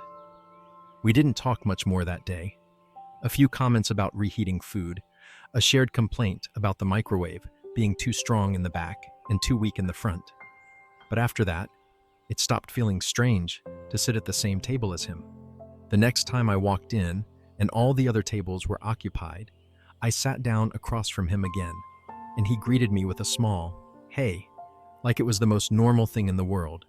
Over the next few weeks, we fell into this small lunchtime routine. Not every day, our schedules didn't always line up, but often enough that it became familiar. I started to notice more about him. The way he always took a second to put a napkin under his container. The way he washed his fork by hand afterward, instead of leaving it in the sink like everyone else. The way he never rushed, even when I knew he had meetings. One day I finally asked, "Do you cook all of those on Sunday?" He nodded. "Sunday nights. It takes about an hour. I put on a podcast, line up the containers, and go on autopilot." "That's so structured," I said. "I wish I had that kind of discipline." He shook his head. "It's not discipline. Trust me, if I left it up to how I feel in the morning, I'd end up eating vending machine chips and regret every life choice by 2 p.m. I laughed because that was uncomfortably relatable. "Same. Yeah," he said, smiling faintly. "This just makes things easier." His answer was simple, but there was something under it, some kind of weight. I didn't push. We weren't friends, not really. We were break room acquaintances plus mild curiosity, and that didn't quite feel like enough to ask more. Life went on. Work stayed chaotic. My lunch stayed inconsistent. Sometimes I'd bring food and eat it half distracted over my keyboard, pretending that counted as a break. Sometimes I'd wander into the break room and find him already there, quietly eating his perfectly portioned meal. I started to look forward to those days more than I admitted to myself. There was something calming about eating near someone who didn't fill the silence with noise, but also didn't make it feel awkward. Sometimes we talked. Sometimes we didn't. Sometimes I'd scroll my phone while he read a book, and the shared silence felt almost like company. Then there was the day I completely fell apart over a sandwich. It had already been a rough morning. One of my projects had blown up spectacularly. Miscommunication, missed deadlines. A client who sent a long email full of disappointed phrases. My manager had scheduled a quick sync that was definitely not going to be quick and was definitely going to be about expectations. On top of that, I'd slept badly, woken up late, and thrown together the saddest lunch known to mankind. 2 slices of bread, a single piece of cheese, and some lettuce that probably should have been thrown out last week. I shoved it in my bag anyway, feeling too tired to care. By the time lunch rolled around, I felt like someone had rubbed sandpaper on my nerves. I walked into the break room, opened my container, and stared at the limp sandwich. It looked like a metaphor for my entire life. I don't know what snapped exactly. Maybe it was the contrast between my drooping bread and Jordan's neat, balanced meal. Maybe it was the exhaustion. Maybe it was the way my manager's words, "We really need you to step up," kept echoing in my head. But suddenly, tears burned behind my eyes, and one actually escaped before I could blink it back. I wiped it away quickly, pretending to scratch my face. Maybe I could have gotten away with that. But then another followed. And another. Within 10 seconds, I went from mildly overwhelmed adult to person silently crying over a sandwich in a communal break room. I heard the sound of a container being set down gently on the table. Then, quietly, Jordan said, "Hey, do you want to trade lunches?" I sniffed, forced a laugh that came out shaky. "Trust me, you don't want mine." He nudged his container towards me a little. "Maybe I do." I looked at him. He wasn't smiling in a jokey way. He looked calm, concerned without being intrusive. The kind of expression people have when they're holding out a hand, but they're going to let you decide if you take it. "I'm fine," I said automatically, even though the tear on my cheek said otherwise. He tilted his head, like he was evaluating that answer, then said softly, "You don't look very fine." That almost made me laugh again. "Thanks." "I just mean," he added, "you don't have to be fine to eat something decent." Something about the phrasing broke through the wall I was trying to hold up. I let out a breath that was almost a sigh, almost a sob. "It's stupid," I said. "I'm crying over lunch." "You're crying during lunch," he corrected gently. "Probably not about lunch." I stared at the table for a moment. The room was empty except for us. It was one of those slow days when half the office was off-site. The hum of the fridge filled the silence. "It's just been a lot," I said finally. "Work and life. I don't know. Today it all feels like too much." He nodded slowly. "Yeah, been there." I gave a bitter little smile. "You don't exactly look like someone whose life falls apart over sandwiches." "Trust me," he said, a flicker of something passing across his face. "It's not the sandwiches that do it." He pushed his container closer to me. "Here, take this one today. I've got granola bars at my desk, and probably some old emergency crackers." "I can't take your lunch," I protested. "You made that." "I make 5 of them every week," he said. "One missing won't break the system." There was something so matter-of-fact about his tone that I gave in. "Okay," I said quietly. "Thank you." We swapped containers. His food tasted as simple and comforting as it looked. Seasoned, but not fancy. Warm, balanced, the kind of thing that made my stomach unclench and reminded my body it wasn't in danger, even if my brain hadn't gotten the message yet. He didn't grill me with questions while I ate. He didn't ask for details about what was wrong. He just sat there, opened one of his granola bars, and ate it slowly, eyes resting somewhere in the middle distance. After a while, I said, "Why do you do it?" He finished chewing, took a sip of water, and said, "Do what?" "Eat the same thing every day," I said. "I know you said it's one less decision, but that can't be the whole story." He thought for a second, then smiled faintly. "You're right, it's not." He leaned back in his chair slightly. "You know how some people have comfort shows they rewatch over and over?" he asked. "Same episodes, same jokes, same ending every time." "Yeah," I said. "I have a couple of those." "This is kind of like that," he said, gesturing at the empty container, but for my brain and my stomach. I stayed quiet, letting him continue if he wanted to. A few years ago, he said slowly, I hit a pretty rough patch. My mom got sick. Work was not great. I was burnt out without knowing that's what it was. Every day felt like I was just reacting to problems. No structure, no anchor. I'd either forget to eat, or I'd eat garbage and feel worse. He traced a small circle on the table with his fingertip absent-mindedly. I started seeing a therapist because my sleep was a mess and I couldn't focus. She asked me to describe a typical day, and when I did, she said, "You're making dozens of decisions before lunch, and half of them are about survival. No wonder you're exhausted." I took that in. What did she mean? She meant that my days were full of, what should I wear? What should I eat? Can I get away with skipping breakfast? Should I order something or cook or just not bother? Big things, small things, all of it mixed together. I was using all my decision-making energy on logistics and had nothing left for anything that mattered. I nodded slowly. Yeah, that sounds familiar. So we picked one thing, he said. One small part of the day that could be the same, no matter what. She said, let's make lunch boring and gentle so the rest of your life can be a little less overwhelming. Boring and gentle, and I repeated, that's actually kind of nice. Yeah, he said. She asked me, what's a meal that makes you feel okay? Not amazing, not nostalgic, just okay. And I remembered my grandmother. She used to make something like this when my brother and I visited. Rice, vegetables, chicken. Nothing special, but it was always there. It made the house smell like safety, I guess. His voice softened on that last word. So we started there, he continued.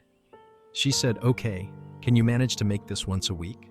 Can you give your future self 5 days of not having to think about lunch? I said I'd try. It felt silly at first.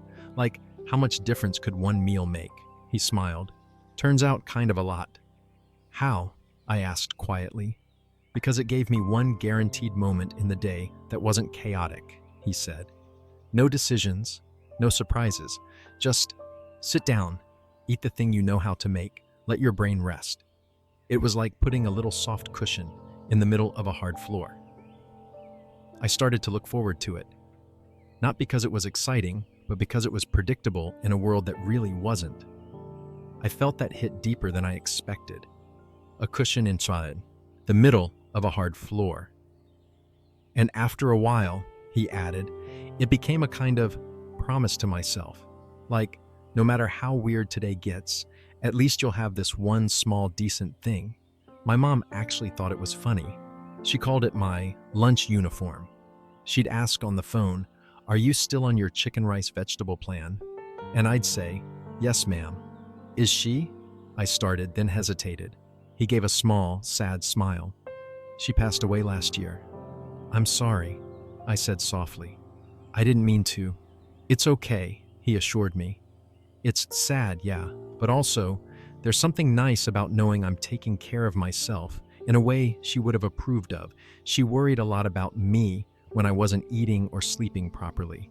This is one way I can quietly prove to her, wherever she is, that I'm trying. We sat with that for a moment. So yeah, he said eventually, exhaling slowly. That's why it's the same. It's not a diet, or an obsession, or whatever people whisper about. It's just one small thing I don't have to fight with myself about. It makes other fights easier.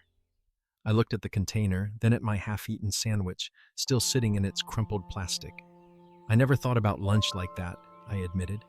For me, it's always been an afterthought, something I fix when I'm already starving. He nodded. That's where I was. And hey, some people are fine with that. But if you're already running on empty emotionally, giving yourself even one tiny thing that doesn't require a struggle, it adds up. I thought about my life as he said that. About how many mornings I spent arguing with myself about getting out of bed. About how many nights I spent debating whether to cook, order, or just skip dinner because I was too tired to care. about how often my brain felt like a crowded room where every thought was shouting urgent at the same time. It made uncomfortable sense. So the same lunch every day is like, I searched for the words. Like turning one part of the volume down, he offered. So the rest of the noise isn't as overwhelming. Does it ever get boring? I asked. He smiled. Sometimes, but boring isn't the worst thing in the world, not compared to how things were before. And on days when I'm feeling okay, when I have the energy, I'll change it up. Get a sandwich with someone. Order Thai. But on the days when I don't have it in me to think about anything else, the rice and chicken are waiting. There was something deeply comforting about the way he said that. Not dramatic, not preachy, just true. We finished eating in companionable silence. When I stood up to rinse the container, I said, "Thanks for the lunch, and for explaining." "Anytime," he said. "And hey, if you ever decide you want to steal the idea, I have the recipe down to a science now." We both laughed at that. I didn't start meal prepping the next day, or the day after that. Change for me doesn't happen in neat, cinematic montages. It happens slowly, hesitantly, with a lot of "I'll try" and "I messed up, but maybe I'll try again." Still, something shifted in my mind. The next time I went grocery shopping, I found myself lingering a little longer in the produce section, thinking, what's one small thing I can make easier for myself this week? Not how do I fix my life, not how do I become a new person by Monday, just one small cushion on the hard floor. I didn't copy Jordan's exact meal, but I made something simple. A big pot of soup with vegetables and beans, and some crusty bread on the side. I put it into containers. Not 5. 2. It felt manageable. A tiny experiment. On the days I ate it, I noticed I felt a little less frayed by the afternoon. Not magically happy. Just steadier. Like my body believed I was looking out for it, even when my brain still doubted my ability to handle everything life threw my way. At lunch, I kept sitting with Jordan whenever our schedules overlapped. Sometimes we talked about heavy things, grief, burnout, the weird ways adulthood wears you down. Sometimes we just talked about books, or the latest broken thing in the office, or how the coffee tasted slightly different every week. I started paying attention to other people's little rituals too. The coworker who always took a 10-minute walk around the block at exactly 3 p.m. The woman in accounting who knitted during lunch, her hands moving quickly, rhythmically. The manager who always watered the office plant before leaving, even though no one had officially asked her to. Everyone had something, I realized. Some small way of saying, this part of the day belongs to me. For Jordan, it was that same quiet lunch. For a while, for me, it became soup. Months went by. Work stayed imperfect, but I got a little better at not letting every problem follow me home. When my grandfather's birthday came around, I ate a slice of his favorite cake and let myself cry, then laugh, then cry again, and that felt okay. One day, as we were clearing the table after lunch, I said to Jordan, "I tried your one less decision thing." "Oh yeah?" he asked, rinsing his fork. "How'd it go?" "I made the same soup twice in 1 week," I said, which I realize doesn't sound like a big deal, but my usual pattern is chaos until I skip lunch entirely. "So, that's a huge deal," he said sincerely. "Did it help?" "Yeah," I admitted. "A little. It made the day feel less like a blur, like I put a bookmark in the middle of it." He smiled at that. "That's a good way to put it. A lunch bookmark. Do you ever, I don't know, feel silly about it?" I asked. "About needing that structure?" He thought for a second. "Not anymore," he said. I used to think, other people can just wing it. Why can't I?" But then I realized, I don't get extra points for making things harder for myself. Life is already a lot. If something small makes it a bit softer, why not take it? I nodded slowly. "Yeah, that makes sense." He dried his fork and put it in the drawer. "Besides," he added, If anyone judges you for eating the same soup twice, that says more about their boredom than your choices. We both laughed. Now, when I think back to that season of my life, I don't just remember the stress and the crying over a sandwich moment. I remember sitting in a fluorescent lit break room, eating warm rice and chicken made by someone who understood what it meant to be tired all the way down. I remember learning that routine isn't always a prison. It can be a lifeline. I still change my lunches a lot more than he does. I still have days where everything is last minute, and I end up with something from a vending machine. But I also have days where I open my bag, see something I prepped for my future self, and feel a small, quiet sense of relief. Jordan still brings the same container to work. If you opened our office fridge today, you'd still see it nestled on the shelf. Clear box, blue lid, J Lane, please don't toss, written on top. People probably still whisper about it sometimes. New hires probably notice and think it's odd. But every time I see it now, I don't think boring or weird. I think, someone in this building chose to be gentle with himself in a very particular way. Someone built a small island of calm in the middle of his day and decided to stand on it, over and over. And on the days when life feels like too much, I try to do the same. Not perfectly, not every day, just enough to remind myself that I'm allowed to make things a little easier where I can. Even if it's something as simple as a bowl of soup, a rectangle of rice and vegetables, or a lunch that looks the same as yesterday but quietly says, I've got you for this one small part of the day.